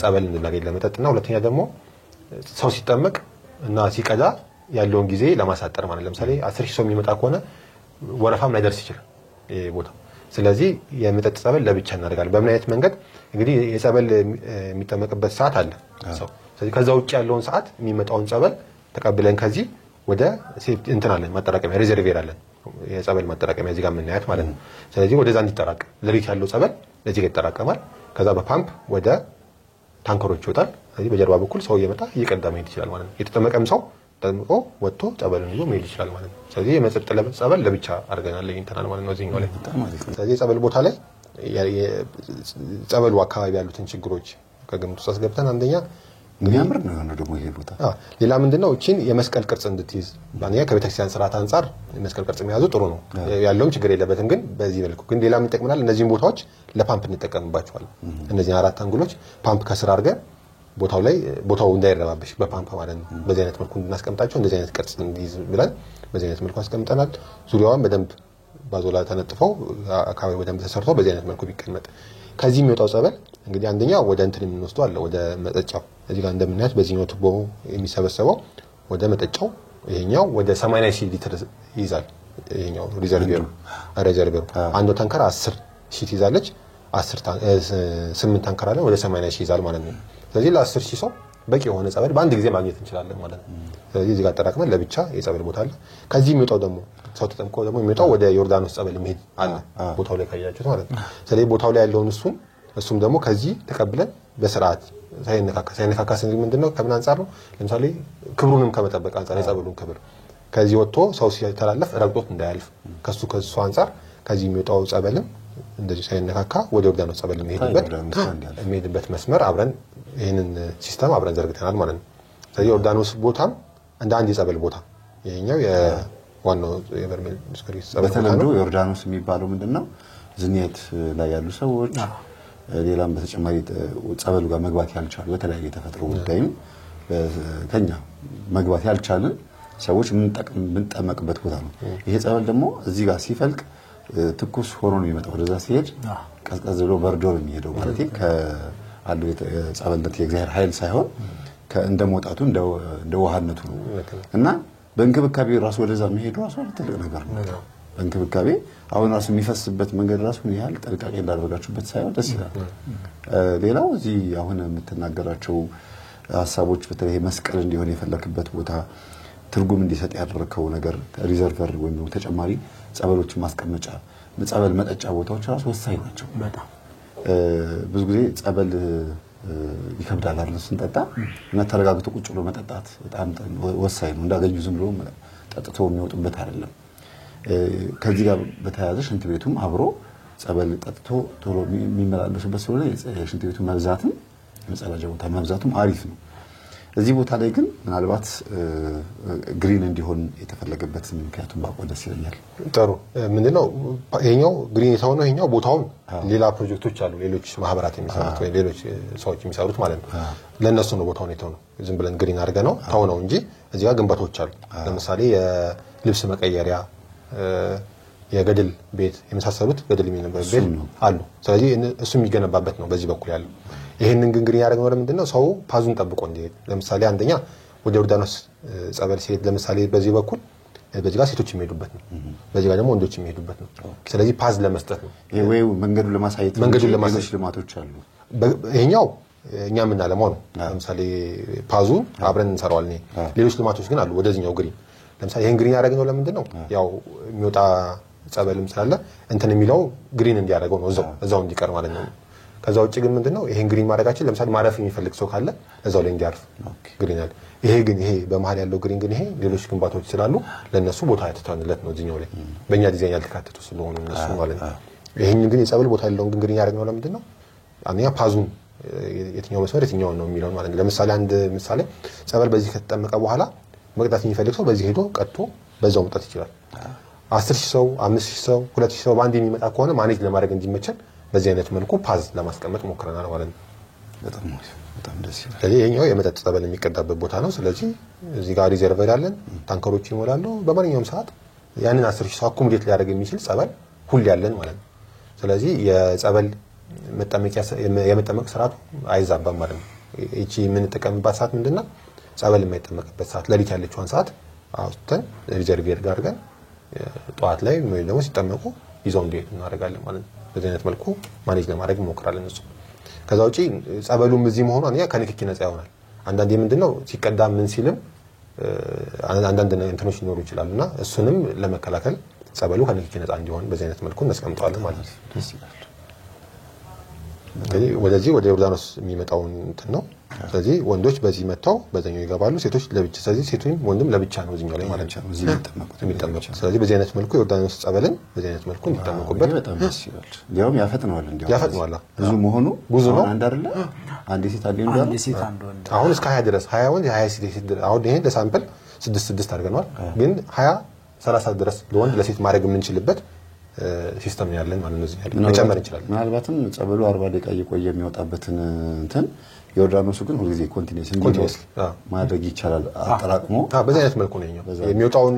እዛ ያለውን ምንድነው የወጣውን ለምሳሌ በአንድ ዙሪያ የወጣውን ጸበል አምጥተን እዚህ ጋር እናከፋፍለዋለን ማለት ነው በዚህ አይነት መልኩ እናስቀምጠዋለን ሴቶች ይኖራል ወንዶች ይኖራል አካል ጉዳተኞችም እንዲመች የሚያደርግ ስራ ይሰራል አብሮ ማለት ነው ሌላ ሼድ ይኖራል ለምሳሌ ሰው ሲመጣ የሚጠመቀውን ሰው አይ ማለት ነው ለምሳሌ ሴቶች እዚህ ጋር ይኖራሉ ወንዶች በዛ ጋር ማንንም የሚያያቸው የለም እዚህ ያለ ሰው ብቻ ነው ምናልባት ሊታይ የሚችል ሼዱ አሪፍ ነው ሼድ ይኖራል ማለት ነው በጣም ደስ ይላል የጸበል ቦታው ይሄን ይመስላል አጠቃላይ የጸበል ቦታውን እንግዲህ ከዋናው ጸበል ጀምሮ ይሄንን ቅርጽ ቢይዝ የሚል ሐሳብ አንስተን እኛም እንደ ሳጀሽን ተጨማሪ ፓምፖች እንዲኖሩት ከዛው ውጪ ጸበል የመጠጥ ጸበል ለብቻ እንዲሆን የዮርዳኖስ ጸበልን በዚህ አይነት መልኩ ሰርተናል ማለት ነው ሌላ ምንድነው እንግዲህ ግሪነሪው ላይ ከጸበል ራቅ ያለ ግሪነሪ ላይ ማረፊያ ቦታዎች እንደዚህ አይነት ማረፊያ ቦታዎችን ለማስቀመጥ ሞክረናል ለምንድነው አንዳንዴ በጣም የሚደክሙ ሰዎች አሉ ጸበል ወጥተው ስለዚህ አዳራሾቹ እስከሄድ ድረስ ትንሽ ጋፕ የሚወስዱበት ጥላ ቦታ እንደዚህ አይነት መልኩ በግሩፕ ሆኖ ሰዎች ሊቀመጡበት የሚችሉ 2-3 ሰው 4 ሰው ባንዴ ሊቀመጡበት የሚችል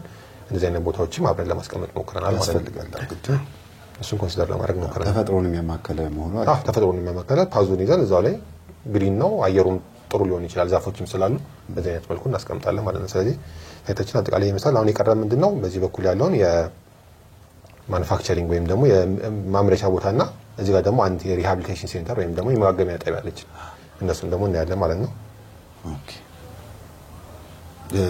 እንደ ጤና አገልግሎት የሚሰጥበት ሪሃቢሊቴሽን ሴንተር ማለት የማገገሚያ ጣቢያ ነው ሰኞች ለምሳሌ አንድ ቅድም ያነሳውልህ 4 አይነት ሰዎች ይመጣሉ ካልነው አንደኛው ሱሰኞች ናቸው 51 ሱሰኛ ለምሳሌ ወይ ካፕታን ቤተሰብ የተወለደ ነው ወይ ደግሞ ጎዳና ላይ የተለያየ ቦታ ያለ ነው መተን አዳራሽ ላይ ካሉ ሰዎች ጋር ሆን ብትለው አብሮ ላይሆን ይችላል ስለዚህ መጥቶ መጀመሪያ የሚያርፍበት ቦታ ያስፈልጋል ሳይኮሎጂካል ትሪትመንቶች የሚሰጡበት ሳይኮሎጂስቶች ምዛኖረው ከጤና ጋር የተያያዙ ነገሮች ማለት ነው እንጂ የህክምና የሚሰጥበት አይደለም ህክምና ሳይሆን ትሪትመንት የሳይኮሎጂ ማለት ነው ከሳይኮሎጂ ጋር ምንድነው ለምሳሌ ብዙ ጊዜ እዚህ ላይ ይሄን ሐሳብ በተለይ ከ3 አመት በፊትም ሳስበው ነበር ለመምህር አሁን እኛ የራሳችንን ቦታ ገዝተን ነው ዛበር ሚሊስ እናሳርፍ የነበረው ሰዎች አንድ ባጭር ርቀት የገዛውት ቦታ አለ ማለት ማህበሩ የገዛው ቦታ ማለት ነው ያ ቦታ ያቅም ጉዳይ ሆነ እንጂ ይሄ ፕሮጀክት እየታሰበ ሪሃብ ሴንተርን እዛ ቦታ ላይ ለማቋቋም ነው አሁን ሀገረ ስብከቱ ፍቃድ እስኪሰጠን በጊዜያዊነት መዳን ያለባቸው ሰዎች እንዲድኑ ነው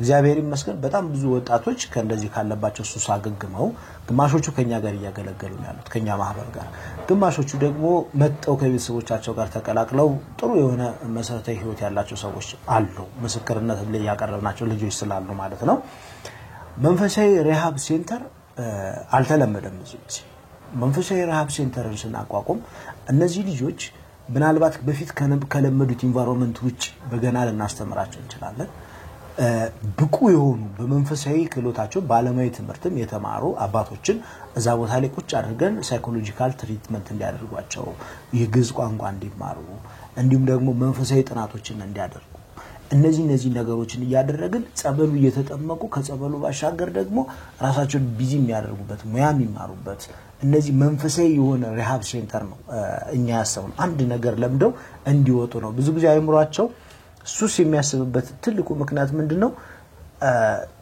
ከሱስ ለሁለት ወር ይተውትና ያንን ሱስ ያንን 2 ወር 3 ወር ወይ የሰሩ ሊሆን ይችላል ወይ ጸበል እየተጠመቁ ሊሆን ይችላል ወይ ነገር ያደርጉ ከዛ በኋላ ከወጡስ ወደ ቤተሰቦቻቸው ሲመለሱ ብዙ ጊዜ ወደዛ ሱስ የመመለስ አድቫንቴጃቸው ሰፊ ነው 70-80% ነውና እነዚህ ሰዎች ጥንቅቅ አድርገን በደንብ ወደ ቤተሰብ ከመቀላቀላቸው በፊት በጸበልም በመንፈሳዊ ክህሎታቸውም ዳብረው እንዲወጡ የማድረግ ስራ ነው የምንሰራውና እዚህ ቦታ ላይ እኛ ሳይኮሎጂስት አድርገን የምንቀጥራቸው ወይም የምናስገባቸው ሰዎች ካህናቶች ናቸው ወይም ደግሞ የቤተክርስቲያን ትምህርት ያወቁ የተማሩ ሰዎች በአለማዊም ትምህርት በአስኳላውም ትምህርት የተማሩ ሰዎች ናቸው ማለት ነውና ይሄ ነው የኛ ሪሃብ ሴንተሩ ምክንያቱም አላማችን ቀደም እንደነገርኩ ትውልድን ማነጽ ነው ይሄ ሁላ ስራ ቢሰራ ትልቁ ፖይንት ያለው እዚህ ጋር ነው ትውልድን የማነጽ ስራ መጨረሻ ላይ አሁን ይሁን እየተጠቀሰው ላይ ማለት ነውና በዚህ ዘመን በጣም ብዙ ልጆች በተለይ በመራው ዓለም ክፍል ላይ ሰዎች ልጆቻቸውን መቅጣት የማይችሉበት ሰዓት ላይ ያሉት አንዴ ምን ገጠመኝ መሰለ አንድ ልጅ ጸጉሩን አሳድጎ ሌላ 18-17 አመቱ ነው መጥቶ በርሚል እንዲጠመቅ አባቱ እና ለኛ ነገረና ጸጉሩን አስገድደን ቆረጥ ነው መቆረጥ በቃ ቆረጥ ስላለን ማለት ነው ከዛ ጸበሉን ተጠመቀ ዝም አለ ልክ አሜሪካን እንደገባ አባቱን ከሰሰው በዚህ ደረጃ ፍሪደም ተሰጥቷቸው ነው የሚኖሩት ልጆች የሆነ ሰዓት ላይ አመለጧቸው እኛ አሁን በጣም በተደጋጋሚ ብዙ ስልኮች ይደወላሉ እኔም የወጣውበት ህይወት ነው ኢየሱስ ህይወትን በደንብ ጠንቅቅ ያውቀዋለሁ እና ምን ያህል ትውልድ እየገደለ እንደሆነ ባለመማሩ ነው እንደዚህ አይነት ነገር ይሄደው አምኖበት እንትን ነገሩ እንዲቀበለው ይሄ ነገር መጥፎ ነው ብሎ የሚነግረው ኢቭን ኮርስ ሃይማኖት ትምህርት ኮርስ የሚሰጥበት ሪሃቢሊቴሽኑ እኮ የስነ ልቦና ትምህርት ሲሰጥ ሃይማኖቱንም እንዲያውቅ ከዛም ጎን ለጎን ያው አንድ እዚህ ሲቀድ እንትን ይቅርታ አቋርጥኩና እንትን ለአገልግሎት ሄጄ ወደዚህ ወደ ገብረ ክርስቶስ ቤተክርስቲያን አካባቢ ማለት ነው ድቁና የተማርኩ ስለሆነ ለጸበል ሄጃለሁ ለጸበል ሄዶ አንዱ ገዳም ላይ ጸበልተኛ ሆኖ ገባ ድንግል ስለነበር ልጅ አጋጣሚ በዛው ድቁና ተማረ በዛው ዲያቆን ሆነ አባቶች ማረግ ሰጣውት አሁን ቀዳሽ ነው ግን ታማሚ ሆኖ ነው ሄደው ስለዚህ ይሄ ልጅ ማን ነው የወጣራው እግዚአብሔር ታማሚ ሆኖ እንዲገባ ያደረገው እግዚአብሔር ነው ከዛ ቦታ ላይ ደግሞ የቆሎ ትምህርት ቤት ወይም የአብነት ትምህርት ይሰጥ ስለነበረ ጸበል ቦታ ላይ ሆን ተብሎ ታስቦበት ስለሆነ የተደረገው ይሄ ልጅ አሁን የቤተክርስቲያን አገልጋይ ሆኗልና ልክ እንደዚሁ አብነት ትምህርት ቤትም አባቶች እዛው ወንበር ዘርግተው ነገቶች የሚያስተምሩበት ሁኔታ ሊፈጠር ይችላል አይታወቅም ቴንደንሲው ዝንባሌው ወደ አገልግሎት ከሆነ ወደ ኮርስ ከሆነ ወደ ይሄ ዞሮ የምን ቴራፒ የሚባል የበገና ቴራፒ የሚባል መጥቷል የበገና ድምጽ በመስማት መዝሙር የንሳ በመስማት ጸበሉን ሲጠመቅ አብሮ ይተጋገዛሉ አይምሮ እንትን ያል ማሳጅ ያደርጋልና በጣም አሪፍ ሐሳብ ነው ይሄ ነው ትልቁ የኛ ሪሃብ ሴንተር ያለበት ትልቁ ምክንያት ትሬንዱን መስመሩን ከአዲስ አበባ ያደረገ ከአዲስ አበባ አልፎ በርሚል ማረፊያውን ያደረገ ሪሃብ ሴንተራችን እንግዲህ ይሄንን ይመስላል። ምናልባት ወላጆች ከዚህ በኋላ ለልጆቻቸው አንድ ሪሃብ ሴንተር ለመክተት በጣም ምን ያህል ክፍያ ነው የሚከፍሉት? በጣም ከፍተኛ ክፍያ ነው፣ ያውም ለውጥ ለማያመጣላቸው ማለት ነው። ጸበል ገባ ብቻ አይሉም እንጂ ሲልኩ አሁን እዚህ ይሄ አሁን የምናወራው ነገር እግዚአብሔር ያስፈጽመንና ከተፈጸመ ጸበል የት ነው በርሜል ጸበል ብቻ አይሉም። በቃ የሆነ ስም ያወጡለታል ብያስባለሁ። ሲመጣ ጸበሉ እንኳን እንትን ባይለው ተምሮ ይመጣል የሚል ሐሳብ በደንብ አንዳንድ ጊዜ እግዚአብሔር እኮ በየትኛው በኩል ጠርቦ እንደሚያስተካክል አታውቀውም አይደል? እስክሪፕቱ አይቀረጽም፣ እርሳስ ነው የሚቀረጸው። እርሳስ ደግሞ እንደዛ ታራግፈው እስክሪፕቱ ነው የምታራግፈው እንዲጽፍልህ። ስለዚህ አንዳንድ ጊዜ ሰው ጸበል ገብቶ ብቻ አይደለም የሚሄድ ነው። በሪሃቢሊቴሽን አይምሮ ሊመለስ ይችላል። ቆሞ በማስቀደስ ብቻ እኮ ራሱ አይምሮ ነፃ ሊሆን ይችላል። ከዛ አንፃር ነውና በጣም ይቀጥሉ እንደማለት። እሺ ስለዚህ እዚህ ጋር ደግሞ ከውጭ እነዚህ አሁን የምንጠቅሳቸው ደግሞ ከውጭ በኩል ያ ማለት ምንድነው? ለምሳሌ ከአንድ ሰው ከአዲስ አበባ ወይም ከባህር ዳር እንደሄደ ፓርኪንግ ያስፈልጋል። ለምሳሌ እስከ 70 መኪና ሊይዝ የሚችል ፓርኪንግ አብረን ለመስራት ሞክረናል። እንግዲህ በፊት 10 ሰው ይመጣል ብለን ካሰብን ያንን አኮሞዴት ሊያደርግ ያንን ሊይዝ የሚችል የመኪና መቆሚያ ያስፈልጋል ብለናል። ከመኪና መቆሚያ እንደወረደ ደግሞ ለምሳሌ የሚያስፈልጉትን ነገሮች የሚገዛበት ሱቆች፣ ካፍቴሪያ ውጭ ላይ ለምሳሌ አንድ ሰው ቢደክመው ቢርበው ውጭ ላይ የሚመገብበት ኮፍጮ ቤት ምናምን የመሳሰሉት ነገሮች በዚህ ህንጻ ላይ ለመጨረስ ሞክረናል። ሪሃቢሊቴሽን ሴንተር ደግሞ በዚህኛው በኩል ያለው ነው። እሱንም ያየን ማውራት እንችላለን። የራሱ የቤተ ክርስቲያን ነው ይሄ ሁሉ የቤተ ክርስቲያን ነው። ግን ምንድነው አሁን ስንለያቸው ከውጭና ከውስጥ ላይ የለየናቸዋል። አሁን ይሄ ምንድነው ከውጭ አሁን ፓርኪንግ ከውጭ ነው የምናደርገው ከአጥሩ ውጭ ማለት ነው። ከውጭ ሆኖ ግን የቤተ ክርስቲያን ነው። ይሄም ካፌው የቤተ ክርስቲያን ነው። አንዳንድ የአካባቢ ነዋሪ በህዝቡ መምጣት ተጠቃሚ የሆነበት ሁኔታ ስላለ ያን ያማከለ ነው ወይ የሚሄረው ምንድነው እንደ ችግር እንግዲህ ያየነው ምንድነው ጥናትን ስናጠና ብዙ ጸበል ቦታዎች ላይ የሚከሰቱ ነገሮች ምንድናቸው? አንድ የጸበል ቦታ እንደመልማት ሲል አካባቢው ላይ እንደዚህ ለምሳሌ ሱቆች የመሳሰሉት መስፋፋት ይጀምራሉ። ከሱ ጋር ተያይዞ ደግሞ መጠጥ ቤቶች ያ ነገር እንዳይፈጠር እዚህ ቦታ ላይ ሙሉ ለምሳሌ እዛ ላይ መኖር አለበት ብለን የምናስበው ነገር በሳይቱ ሙሉ ለሙሉ ለማሟላት ሞክረናል። ለግርሳ ነው መብት እንዲኖራት አድርጎ የመጣው ጸበልተኛ እንደዚህ ማድረግ አትችሉም ተብሎ መጠጥ ቤት እንዳይከፈት። በርግጥ አንዳንድ ጊዜ ከባድ ነው። ሽንቁሩ ሚካኤል ሄደ ቤት ጸበሉ አካባቢ ላይ ነዋሪዎች አሉና አረቄ ቤት አለ፣ ጭፈራ ቤት፣ ማሲንቆ ይዞ እንደዚህ ነገሮች ይታያሉ። ቤተክርስቲያኗ መብት ቢኖራት ለምን ለጸበል ብሎ የሚመጣን ህዝብ ነው አይደል? እንደነዛ ጸበል ቦታ አካባቢ ያሉት ነዋሪዎች በተለይ በርሜል ጊዮርጊስ አካባቢ ያሉት ነዋሪዎች የዛው አካባቢ ገበሬ ቢሆኑ በማን ነው ተጠቃሚ የሚሆኑት? በጸበልተኛ። ግን ጸበልተኛውን የሚያሰናክል ነገር ማድረግ እንደሌለባቸው እነሱን የሚያማከለ ሪሃቢሊቴሽን ስነ ልቦና ትምህርት ቢሰጥ ራሱ ጥሩ ነው ብዬ አስባለሁ። አንድ እሱ ነው። ሁለተኛ ነገር ምን አለ መሰለ እዚህ ላይ ዮኒ የሚያነሳላ ሐሳብ መምህር ለምሳሌ ውስን ሰዎች ናቸው እዛ አካባቢ ላይ ያሉት። እነዚህ ሰዎች አንዳንዴ እንደ ስራ ፈጠራም ይታይ ይችላል፣ ገቢ ማስገኛም ሊሆን ይችላል። አሁን የግብጽ ገዳማትን ስትመለከት ግብጽ ገዳማት ላይ አብዛኛው የሀገሪቱ ወጣት በዛ ገዳም ነው ባሉ ፋብሪካዎች ነው የሚተዳደረው። ሰራተኞች ከዛ ከሀገሪቱ መጥተው ተቀጥረው ነው ስራ የሚሰሩት፣ ገቢ ያላቸው። ስለዚህ አሁን ይሄ ፕሮጀክት ይሄ ስራ እዛ አካባቢ ላይ ስራ ያለውን ብቻ አይደለም ስራ የሌለውንም ማህበረሰብ ጭምር ያማከለ ስራ ነው የተሰራው። አንደኛ ገቢ እንዲኖራቸው ቋሚ ገቢ ማለት ነው።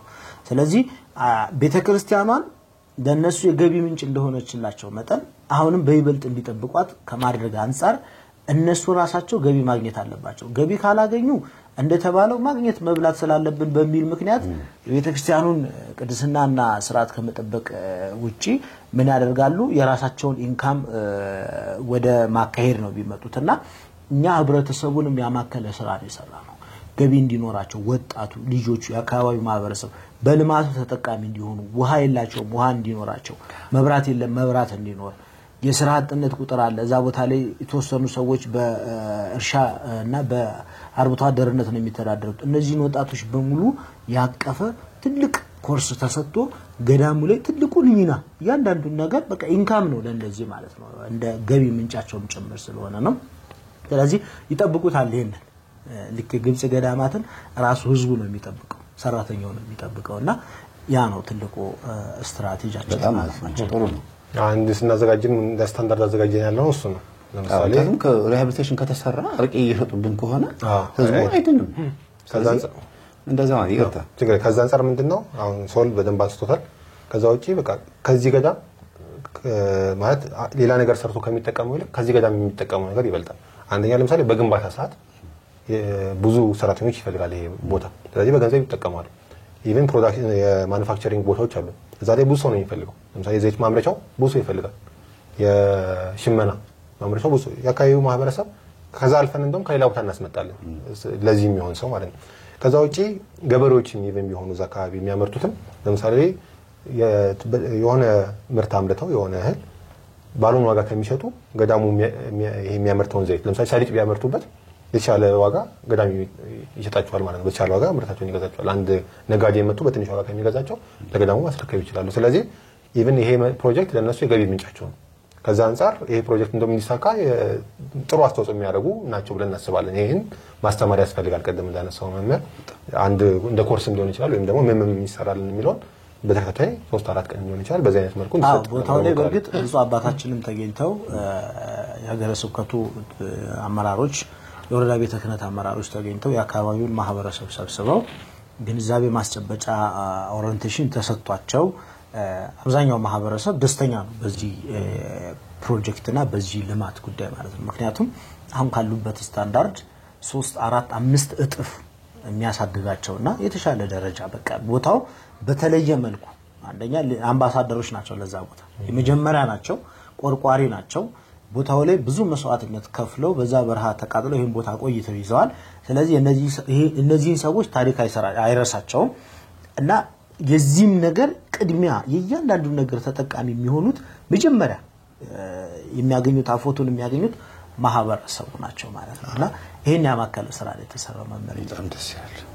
እሺ ስለዚህ እንግዲህ ከፓርኪንጉ እንደወጣ ሰው መጥቶ ፓርኪንጉ ላይ እንደወረደ ሱቆች ያገኛል፣ ካፌ ያገኛል፣ እንሳይ ነገሮች አሉ። በላይ በኩል ደግሞ ሪሃቢሊቴሽን ሴንተር አለ። ሪሃቢሊቴሽን ሴንተሩ ለምንድን ነው ቅርብ ያደረግነው? እንግዲህ እንደወረደ ማረፍ የሚፈልግ ሱሰኛ ሊኖር ይችላል። ስለዚህ ቀጥታ እንዲገባ ወደዛው ማለት ነው ወደ ቤተክርስቲያን ሳይገባ መግባት የሚፈልግ ሰው ካለ እንዲገባ። ምክንያቱም መጀመሪያ ተንከባክበን ማቆየት ስላለብን እነዚህ ልጆች የነሱ ማረፊያ ህንጻ ይኖረናል ለብቻ። ከዛ ውጪ ደግሞ ትሪት የሚደረጉበት ኮርስ የሚሰጥበት የሚሰለጥኑበት ሳይኮሎጂስቶችን የሚያገኙበት አባቶችን የሚያገኙበት ቢሮዎች ያሉበት ደግሞ ሌላ ህንጻ ይኖረናል ማለት። በዚህ አይነት መልኩ የነሱን ደግሞ ለብቻ ከግቢ ውጭ አድርገን ከዛ ቀስ እያለን ወደ ቤተክርስቲያኑ እንዲመጡ የምናደርግበት መንገድ ነው ማለት ነው። ስለዚህ ይሄ የሱሰኞች ማገገሚያ ጣቢያ ነው ማለት ነው በአጠቃላይ። በጣም ወደስ ያየን ደግሞ የሰው መጠን ያየን ወደፊት የምናሰፋበት የኤክስፓንሽን ቦታ ደግሞ ይኖርናል ማለት ነው። ሌላው ምንድነው እንግዲህ ከመጣ ካረፈ ሱቅ ላይ የሚፈልገውን ከገዛ በኋላ የሚያርፍበት ወይም ደግሞ እግር የሚታጠብበት ቦታ ያስፈልጋል። ስለዚህ ራሱን የቻለ ሼድ ሰዎች መጥተው እግራቸውን የሚታጠቡበት ማኔጅ የተደረገ ቦታ የሚፈሰውን ውሃ ማኔጅ የሚደረግበት ቦታ በዚህ አይነት መልኩ እናስቀምጣለን። ሌሎቹ ቅድም ያነሳናቸው የገዳሙ ሱቆች ናቸው። በግራና በቀኝ ይኖራሉ ማለት ነው። ደስ ይላል በጣም። መግቢያው ራሱ አስፋልቱ ቀጥታ ከአስፋልቱ ነው ቤተክርስቲያኑ ፊት ለፊት ነው የምናገኘው ማለት ነው። ሌላው ምንድነው የማኑፋክቸሪንግ ቦታ ያልነው እንግዲህ ቅድም ከውጭ ላይ ካፌ ይኖረናል። ከዛ ውጪ ያ ካፌ በቂ ላይሆን ይችላል ለዚህ ሁሉ ሰው ብለን ውስጥ ላይ ተጨማሪ የገዳሙ ካፌ ሁለተኛ ካፌ እንጨምራለን ማለት ነው። አንደኛ ምንድነው ሰው ጥራት ያለው ምግብ እንዲያገኝ እዛ ላሉ ሰዎች፣ ሁለተኛ ደግሞ ገዳሙም ገቢ የሚያገኝበት እንዲሆን ነው። ይሄ ማንዲ ገዳሙ ገቢ ማስገኛ ነው። ሌላው ምንድነው የዘይት ከታች በኩል የምናየው የንዋየ ቅድሳትና የሽመና ማርም ማምረቻ ፕሮሰስ የምናደርግበት ነው። በላይ በኩል የምናየው በሰማይ የምናየው ደግሞ የዘይት ፋብሪካው ነው ማለት ነው። ስለዚህ ማኑፋክቸሪንግ ውስጥ በዚህ አይነት መልኩ ወደ ላይ ደግሞ ወደፊት የተለያዩ ማኑፋክቸሪንጎች ይጨመራል። ይሄ ገቢ ማስገኘት ሲጀምር ደግሞ አካባቢው ካሉት ሪሶርሶች ተጠቅመን ሌላ ተጨማሪ ምን እናምረት የሚለውን በጥናት ደግሞ የተደገፈን ይሄ ማኑፋክቸሪንግ የምናሰፋበት ነገር ከአንድ ከሁለት ከሶስት ፋብሪካ ተነስተን 20-30 የምንደርስበት ቦታም ደግሞ አብረን ኤክስፓንሽን ቦታዎች ይኖሩታል ማለት ነው። ለዛ የሚመች ቦታ ያደርግነው። ለምሳሌ ነገ ፋብሪካ መገንባት ብንፈልግ ተጨማሪ ቦታ ይኖረናል ማለት ነው። ያንን የምንገነባበት እንጂ የሚቋረጥ አይደለም ማለት ነው። ስለዚህ ለሱ የሚመች ቦታ ላይ በዚህ አይነት መልኩ የዘይት ፋብሪካ፣ የሽመና ውጤቶች ማምረቻ፣ ከዛ ደግሞ የንዋየ ቅድሳት ማምረቻ በዚህ አይነት መልኩ ዲዛይን አድርገናል ማለት ነው። ሳይቱ ይሄን ይመስላል በአጠቃላይ ማለት ነው። በጣም ደስ የሚለው ይገርማል በጣም። ከዚህ ጎን ለጎን የገድል ቤት እና የአብነት ትምህርት ቤት አብሮ የራሱ ይሄን ያክል ትልቅ ገዳም መቼም አብነት ትምህርት ቤት እንዲኖረው እመኛለሁ። እንዲሁም የገድል ቤት ይኖረዋልና ይሄንንም ደግሞ አይተን ልጆቻችን ለማስተማር እንግዲህ እዛ ለማስተማር ያብቃል። አሜን አሜን። እኔ በጣም ነው ደስ ያለኝ። ምናልባት እዚህ ጋር ሳይረሳ አሁን ያነሳቸው የገድል ቤት የመሳሰሉት የሚሰራ ፕሮጀክት አለ፣ ሌላ ፕሮጀክት ይመስለኛል። ከአብነት ትምህርት ቤት ጋር ተያይዞ ግን የኛ አሁን እንዳልኩ ይሄ 3 አመት እቅዳችን በ10 አመት እቅዳችን ላይ ትልቅ የሆነ አብነት ትምህርት ቤት እቅድ አለን አገረ ስብከቱም ያው ስለቀነሰብን ነው ይሄኛው ወደፊት እንትን ሌላ የመጀመሪያ ደረጃ ሆስፒታል ይሄ ሁሉ ሰው የሚመጣ ከሆነ ሆስፒታል ያስፈልጋል ሆስፒታልም አብረን የምንሰራበት አብነት ትምህርት ቤቱ ጋር አብሮ ለምሳሌ እዛ መጥቶ የሚማሩ አብነት ተማሪዎች ይኖራሉ ክረምት ደግሞ እንደ ካምፕ ማለት ነው ለምሳሌ ህፃናትን ወላጆች ልከው እዛ ቁጭ ብለው እዛው ሊማሩበት የሚችል እንደዚህ አይነት ቦታ አብረን ወደፊት ደግሞ የምንሰራቸው ፕሮጀክቶች ላይ ይኖራሉ ማለት ነው ይሄ ግን ለ3 አመት የምንሰራቸው ያቀድናቸው ፕሮጀክቶች ነው የራሱ የሆነ ህክምና ቦታ ካላት ደግሞ በቃ ስጋም በራሱ ጊዜ ሲታመም ድርሻውን እንዲያገኝ ይሄ በጣም አሪፍ ነገር ነው ያነሳው በዛ ላይ ነገር ነው የረጅም ጊዜ እቅድ ነው እንግዲህ ወንድማችን ሰለሞን ሀብለን ይሄንን ስንጀምር በጉጉት ለማየት እኛም ጭምር ማለት ነው ለማየት ፍላጎት ስላለን ነውና ምን ትላለህ እስቲ ያው መምህር እንግዲህ በጣም አንዳንድ ጊዜ ቅዱስ ጊዮርጊስ ካደረገልን አንፃር ይሄንን እኛ ኃላፊነት ተሰጥቶን ይሄንን መስራት መቻል ማለት ትልቅ ስጦታና ትልቅ በረከት ነው ለኛ እዚህ ላይ ደግሞ እያንዳንዱ ሰው አሻራውን ቢያሳርፍ አንደኛ ራሱ ይተጠቀምበታል ሁለተኛ ሌሎች ሰዎች እንዲተቀሙበት ያደርጋል ሌላው አሁን ቦታው ላይ የተሰራሉ ስራዎች አሉ እነዛ በጊዜነት የሚሰሩ ስራዎች ናቸው አንደኛ አሁን በዚህ ወቅት ሰው ይሄደ ነው አላቋረጠምና በጊዜነት የተሰሩ ስራዎች አሉ እነዚህ ነገሮች በይበልጥ እንግዲህ ወደፊት ይሄ አጠቃላይ የአገረ ስብከቱ እጅግ ግዙፉን ፕሮጀክት ለተርቢኖስ መንፈሳዊ የጉዞ ማህበር በአደራነትና በኃላፊነት ሲሰጥ እኛ ይሄንን ኃላፊነት ተቀብለን ወደ ተግባር ለመግባት ኦሬዲ ስራዎችን እንቅስቃሴዎችን ጀምረን ያለንበት ጊዜ ነው ትልቁ ዓላማችን ትውልድን የምንታደግበት ብዙ ሚሊዮን ህዝብ እዚህ ቦታ መጥቶ የሚድንበት እዚህ ቦታ የመጣ ሰው ደግሞ በእርግጠኝነት የመጀመሪያው ራሱን መምራት ይችላል ሁለተኛ ቤተሰቡን በአግባቡ መምራት ይችላል ይቀጣላ ቦታው ላይ ስህተትም ካለበት ይቀጣል ሶስተኛው በአመራርነትም ካለ ደግሞ ሌሎች ነገሮችንም በኃላፊነት ሞራሉ የሰውን ሞራል በመጠበቅ ስራዎች ሊሰሩ ይችላሉ በዚህ አጋጣሚ መናገር የምፈልገው ነገር መመር ምን አለ ይሄ በጣም አንገብጋቢ ጉዳይ ነው ምክንያቱም ርዕሱም የኛ ዓላማችን በርሜል ቅዱስ ጊዮርጊስ አይዘጋም ነው በተለያየ ጊዜ በተለያየ ስብሰባዎች በተለያየ ሚዲያ ስለ በርሜል ቅዱስ ጊዮርጊስ እየተነገረ ያለበት ወቅት ነው በመንፈሳዊ ባለማይም በሆኑ ሚዲያዎች ማለት ነው አፋቸው ላይ የሚቀናቸው ተዘጋ የሚለው ነው ተከፈተ እንኳን አሁን ተከፍቶ እንኳን ተከፈታላሉ አልተባለም መከፈቱ አሁን እኛ ማንዶር ሙሉ ተቋርጦ በመንሄድበትም ወቅት ይሄ ነገር አልሆነም አሁንም ደግሞ ቦታው ላይ በርሜል ቅዱስ ጊዮርጊስ እንዲዘጋ የሚፈልጉ ሰዎች አሉ በቃ ጸበሉ ላይ ሰው እንዳይሄድ ማለት ነው ስለዚህ ይሄ ነገር በጣም አስቸኳይና አንገብጋቢ ነው ያለበት ትልቁ ምክንያት ምንድነው ሰርተን ያለ ህዝብ አውቆት እዚህ ቦታ ላይ በይበልጥ ኢንፍራስትራክቸሮቹ ሌሎች ማቴሪያሎች ተሟልተው ስራ ተሰርቶ ህዝቡ መጥቶ እንዲድን ነው አሁን ዛሬ አንድ ወር በመዘጋቱ ስንት ሰው ነው የቀረው በጣም ብዙ ሰው በጣም ያሳዝናል ትኬት ቆርጦ የፕሌን ትኬት ከውጭ ሀገር ለመምጣት ብዙ መተሾችን ፈሰስ አድርገው ወደዚህ ቦታችን የበረሃን ገነት ለማየት የሚመኙ ሰዎች የሰማያዊ ቅዱስ ጊዮርጊስን በረከት ለማግኘት የሚመኙ ሰዎች ሐሳባቸው ተሰናክሎ ሲቀሩ ስናይ በጣም ውስጣችን የተጎዳበት ነገር አለና እኔ ከ2015 ዓመተ ምህረት ጀምሮ ነው ምልመመር በቃ ሁሉ ጊዜ እንቅልፍ የለኝም ስለዚህ ቦታ ላይ ማለት ነው ምክንያቱም በጊዜነት የሚሰሩ ስራዎች አሉ አሁንም እኮ ጊዜ የሆኑ መፍትሄዎችን የሚያበጁ ማለት ነው ኮንቲኒዩስ የሆነ ነገር አይደለም ጊዜ የሆኑ ፕሮብሌሞች እና አሁን ኮንቲኒዩስ የሆነ ስራ ስር ነቀል የሆነ ለውጥን ለማምጣት ይሄ ቢያንስ ከፍተኛ ሚሊዮን ገንዘቦችን ነው የሚፈጀው አጠቃላይ ተቀምጧል ፕሮጀክቱ ሊፈጅ የሚችለው የገንዘብ መጠን መጥቀስ አስፈላጊ ከሆነ በ3 አመት ውስጥ ለማጠናቀቅ ከቦታ ማስፋፊያ ጭምር ቦታ አሁን በርሜል ጊዮርጊስ ይሄ ሁላ ፕሮጀክት አይደለም 3 አዳራሽ ትልልቅ አዳራሾች የበርሜል ጊዮርጊስ ቦታ ላይ ለስራበል አልችልም የለውም ቦታ የምግብ ቤቱ ማህበረሰቡን እና ቦታውን ተረክቦ ወደዛ ወደ ጥግ እንዲሆን ማድረግ ነው ያንን አድርገን ሰፊ የሆነ ቦታዎችን ተጠቅመን መስራት አለብንና ከቦታ ማስፋፊያ ጭምር ከ450 ሚሊዮን እስከ 550 ሚሊዮን ድረስ ይሄን ፕሮጀክት ሰርተን ለማጠናቀቅ ይፈጅብናል ማለት ነው አጠቃላይ በ3 አመት ጊዜ ውስጥ ማለት ነውና ፌዞች አሉ የምንሰራቸው ፌዞች አሉ በዚህ አመት ለምሳሌ ሚያዚያ 2 እና 3 ላይ በመናንሰባስበው የገቢ ማሰባሰቢያ መርሃ ግብራችን ላይ ሰዎች በሚያግዙን አሁን ብዙ ሰዎች ሰፖርት ያደረጉን ያሉት ይሄንን በውስጥ መስመር የላክንላቸው ሰዎች ነበሩ እስካሁን ሚዲያ ላይ ይፋ ያላወጣንበት ምክንያት ምንድነው አገረ ስብከቱ ሙሉ ለሙሉ ፍቃድ እስኪሰጠን ነው አገረ ስብከቱ ፍቃድ ከሰጠንም በኋላ አንዳንድ መሰራት ያለባቸው ስራዎች አሉ ከቤተክርስቲያኑ አካውንት ጀምሮ ጎፈንድሚ እንዲሁም ደግሞ አካባቢ ላይ ያለውን ማህበረሰብ በማስማማትም ደረጃ እነዚህ ነገሮች አሟልተን አሁን ላይ እንደዚህ ይፋ ስናደርገው ለህዝቡ ደግሞ ተረባርቦ የውሃ ቁፋሮን ሽንት ቤቱን አዳራሽ እነዚህ ነገሮች በጣም መሰረታዊና አንገብጋቢ ነገሮች ስለሆኑ ነው በዚህ ሰዓት ማለት ነው ስለዚህ የመጀመሪያ አመት ይሄ እንግዲህ እንደ መጀመሪያ አመት ነው ገቢ ማሰባሰቢያውን አድርገን ቀጥታ በሚቀጥሉት ሳምንታት ውስጥ ማሽኖችን አስገብተን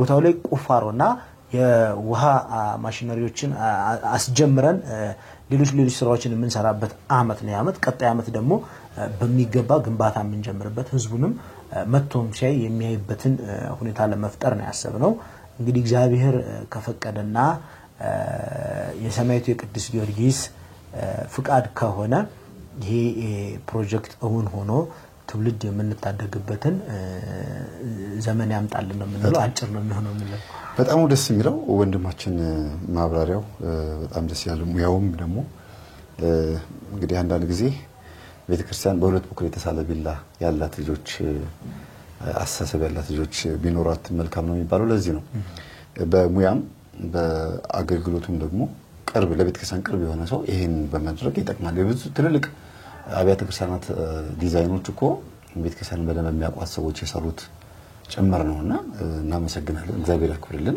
እኛም ደስ ብሎን የሰራነው ከመጀመሪያ ጀምሮ ከሶልጋም ያው ከግቢ ጀምሮ ነው የምንታወቀው ግን በሰላም ስንገናኝ የበርሜል ጊዮርጊስ ሲለን በቃ በደስታ ነው የሰራነው ጊዜ ሰተን መጠናት ያለበት ጥናት ተጠንቶ አስፈላጊው ነገር ተሟልቶ ለትውልድ የሚተርፍ ስራኛም ማቆየት አለብን በሚለው በዛ አይነት መልኩ ነው የሰራነው እንግዲህ ከግቢ ከዩኒቨርሲቲ ጀምሮ አብራችሁ ተዋወቃችሁ ዛሬ ላይ ይሄንን የሚያክል ትልቅ እንጃ እንቆ የሆነ ሐሳብ ይዛችሁ ስትመጡ ደግሞ ህዝቡ ዝም አይልም ያስባለው እሺም ማወራው ይገባቸዋል እግዚአብሔር ቤተሰቦች እኔም እዚህ ውስጥ አንድ ግሬ ነበር የገባው ሁለት ግሬ ገብቷል ሙሉ በሙሉ የዚህ ሐሳብ አባል ወይም ደግሞ አካል ሆኜ ለማገልገል እኔ ፈቃደኛ ነኝ በጣም ደስ ብሎኛል እና መሰግናለሁ በጣም ደስ ብሎኛል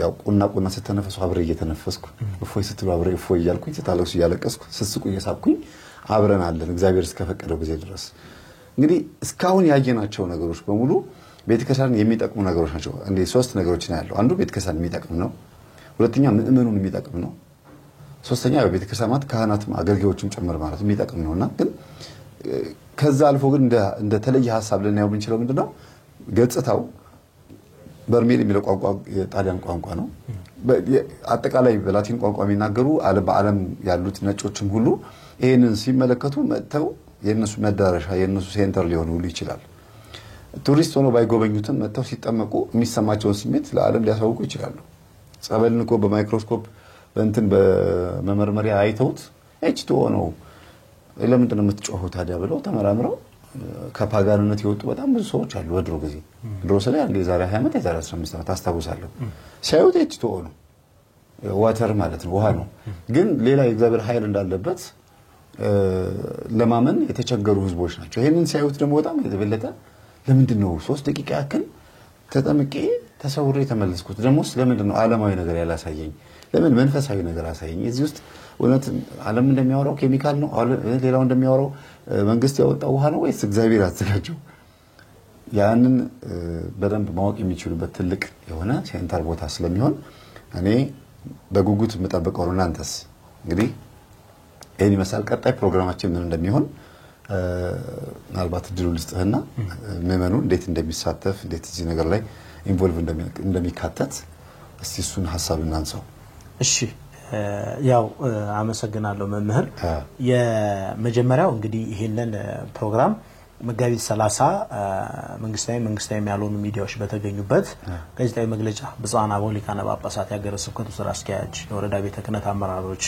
ሌሎችም ዘማሪያን ሰባኪያን አርቲስቶች በተገኙበት ጋዜጣዊ መግለጫ እናካሂዳለን አሁን የፊታችን መጋቢት 30 ማለት ነው ሚያዚያ 2 እና 3 ከምሽቱ 11 ሰዓት ጀምሮ እስከ ንጋቱ ድረስ እስከሚነጋ ድረስ በእኛ በኢትዮጵያ ማለት ነው የቀጥታ የገቢ ማሰባሰቢያ መርሃ ግብር አለን በቤተክርስቲያኑ ስም የተከፈተ የአቢሲኒያና የኢትዮጵያ ንግድ ባንክ አካውንት አለ እንዲሁም ደግሞ ጎፈንድሚ እንግዲህ እዚህ ላይ ሰፖርት ማድረግ የሚፈልጉ ሰዎች ካሉ ጎፈንድሚ ላይ ታርጌታችን አለ ያንን ጎፈንድሚ አክቲቭ አድርገን ሊንኩን እዚህ ታች ላይ እናስቀምጥላችኋለን ጎፈንዲውን አቺቭ እስኪያደርግ ያሰብነው ነገር እስኪሳካ ድረስ ሁሉም በመላው ዓለም የሚገኝ ህዝበ ክርስቲያን ተግባራዊ ማድረግ እንዲሁም ደግሞ ተሳትፎ ማድረግ ይችላል እንዲሁም በዚህ አጋጣሚ ሚያዚያ 2ም ሚያዚያ 3ም በርካታ መምህራኖች ዘማሪያኖች አርቲስቶች ሰባኪያኖች ይገኛሉ ከዚህ በተጨማሪ ሚያዚያ 3 ላይ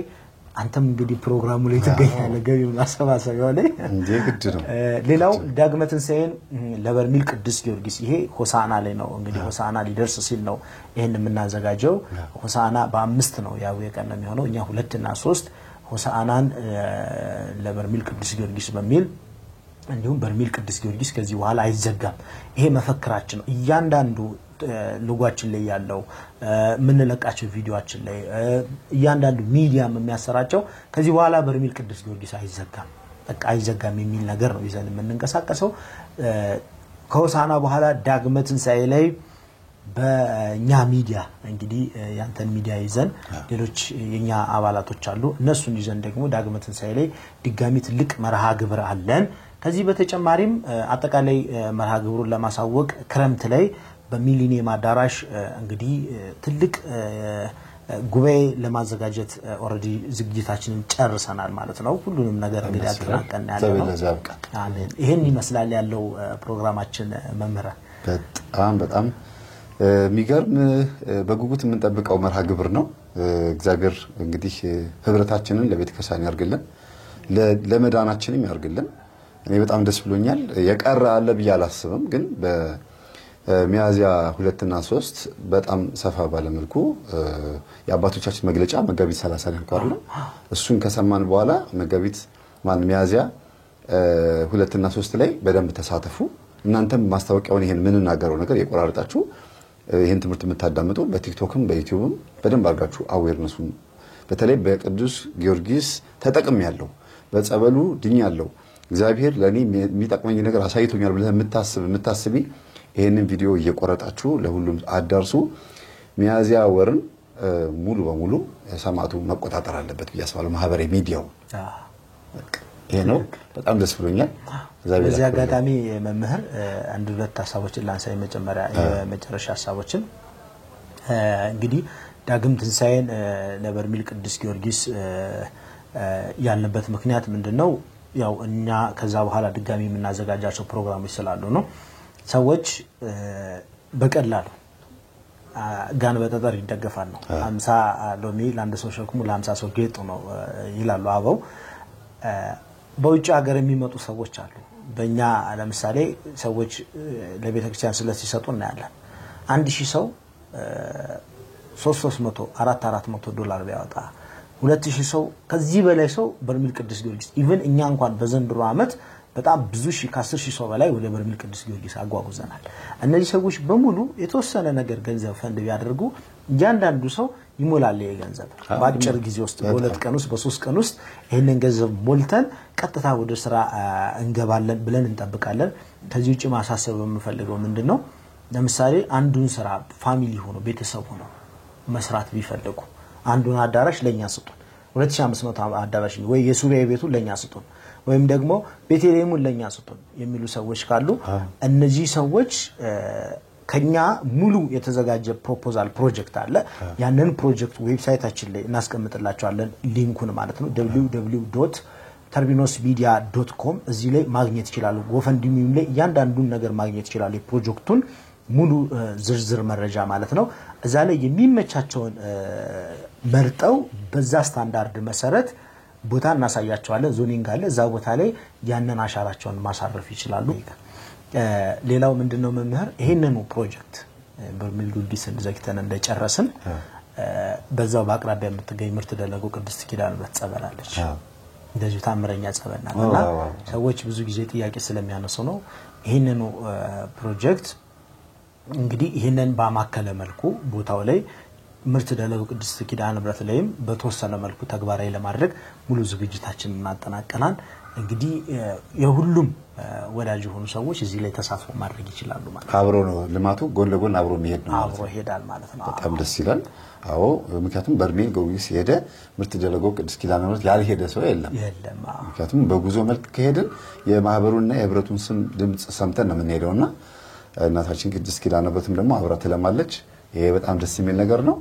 ሌላው እንደው 70 ሚሊዮን ኦርቶዶክስ አለ ብለን ብናስብ ማህበራዊ የሚጣጣም ደግሞ 30 ሚሊዮን ነው ብለን አስብ። በአሁኑ ሰዓት መቼም በእጁ ስልክ ያለያዘ የለም። የኔ ቢጤውም ይዟል። ግን ምንድነው ከአንድ ሰው አንድ ብር እንኳን ቢባል 70 ሚሊዮን ብር ነው አይደል? አንድ ሰው 100 ብር ቢያወጣ ደግሞ 400 ምናምን ሚሊዮን ብር የተባለው ይዘጋዋልና ከዚህ አንፃር አንዳንድ ሰዎች $1000 $500 $100 ሲሰጡ የብዙ ሚዲያ ውስጥ ያልተካተቱ ሰዎችን ይሸፍናሉ። በጣም እና ሚዲያ ውስጥ ያልተካተቱ ማለት ይሄን ያልሰሙ ሰዎችን ከበር ያደርጋሉ። ቁጥሩን እንትን ይሉታል። የኦርቶዶክስን ቁጥር ከበር ያደርጉታል። በዛ ላይ ደግሞ ሰማቱን የማይወድ ኦርቶዶክስ አለ ብዬ አላስብም። ጸበሉ እንዳይለማ ምቀኛ የሚሆን ሰው አለ ብዬ አላስብም። ስለዚህ አንድ ሰው 100 ብር ወይም ደግሞ 1000 ብር ከዛም በላይ በውጮችም ሆነ ደግሞ ዩሮም ዶላርም ቢሆን ሲያስገቡ ኢንፎርሜሽን ያልሰሙ መስጠት ያልቻሉ ሰዎችንም ከቨር ነው የሚያደርጉት። በስራቸው በጣም ብዙ ሰዎችን ያብር ከቨር ያደርጋል። ግን በጣም በአጭር ጊዜ ውስጥ ትልቅ መነሳሳት ይኖራል ብዬ ተስፋ አደርጋለሁ። እግዚአብሔር ያግዘን። ሰማዕቱ ያግዘን። እንግዲህ የሊቀ ሰማዕት ወዳጆች የቅዱስ ጊዮርጊስ ወዳጆች የሆናችሁ በሙሉ ይሄንን መልካም ዜና የምስራች ይዘን ስንመጣ እኔ በደስታ ነው። ለዚህ ነው ባካችሁን ይሄን ነገር ኢንፎርሜሽን ላስተላልፈው ብዬ ጥያቄውን ያቀረብኩትና በጣም አመሰግናለሁ ዮኒ ወንድሜ ሰሌም። በጣም እናመሰግናለን መምህር። ደስ ብሎኛል። ይሄን ይመስላል እንግዲህ በቀጣይ በነገርናችሁ ቀን ደግሞ በጉጉት የምትጠብቁትን ቀን ደግሞ እዛን ጊዜ ያገናኘን። ሰላም ነው።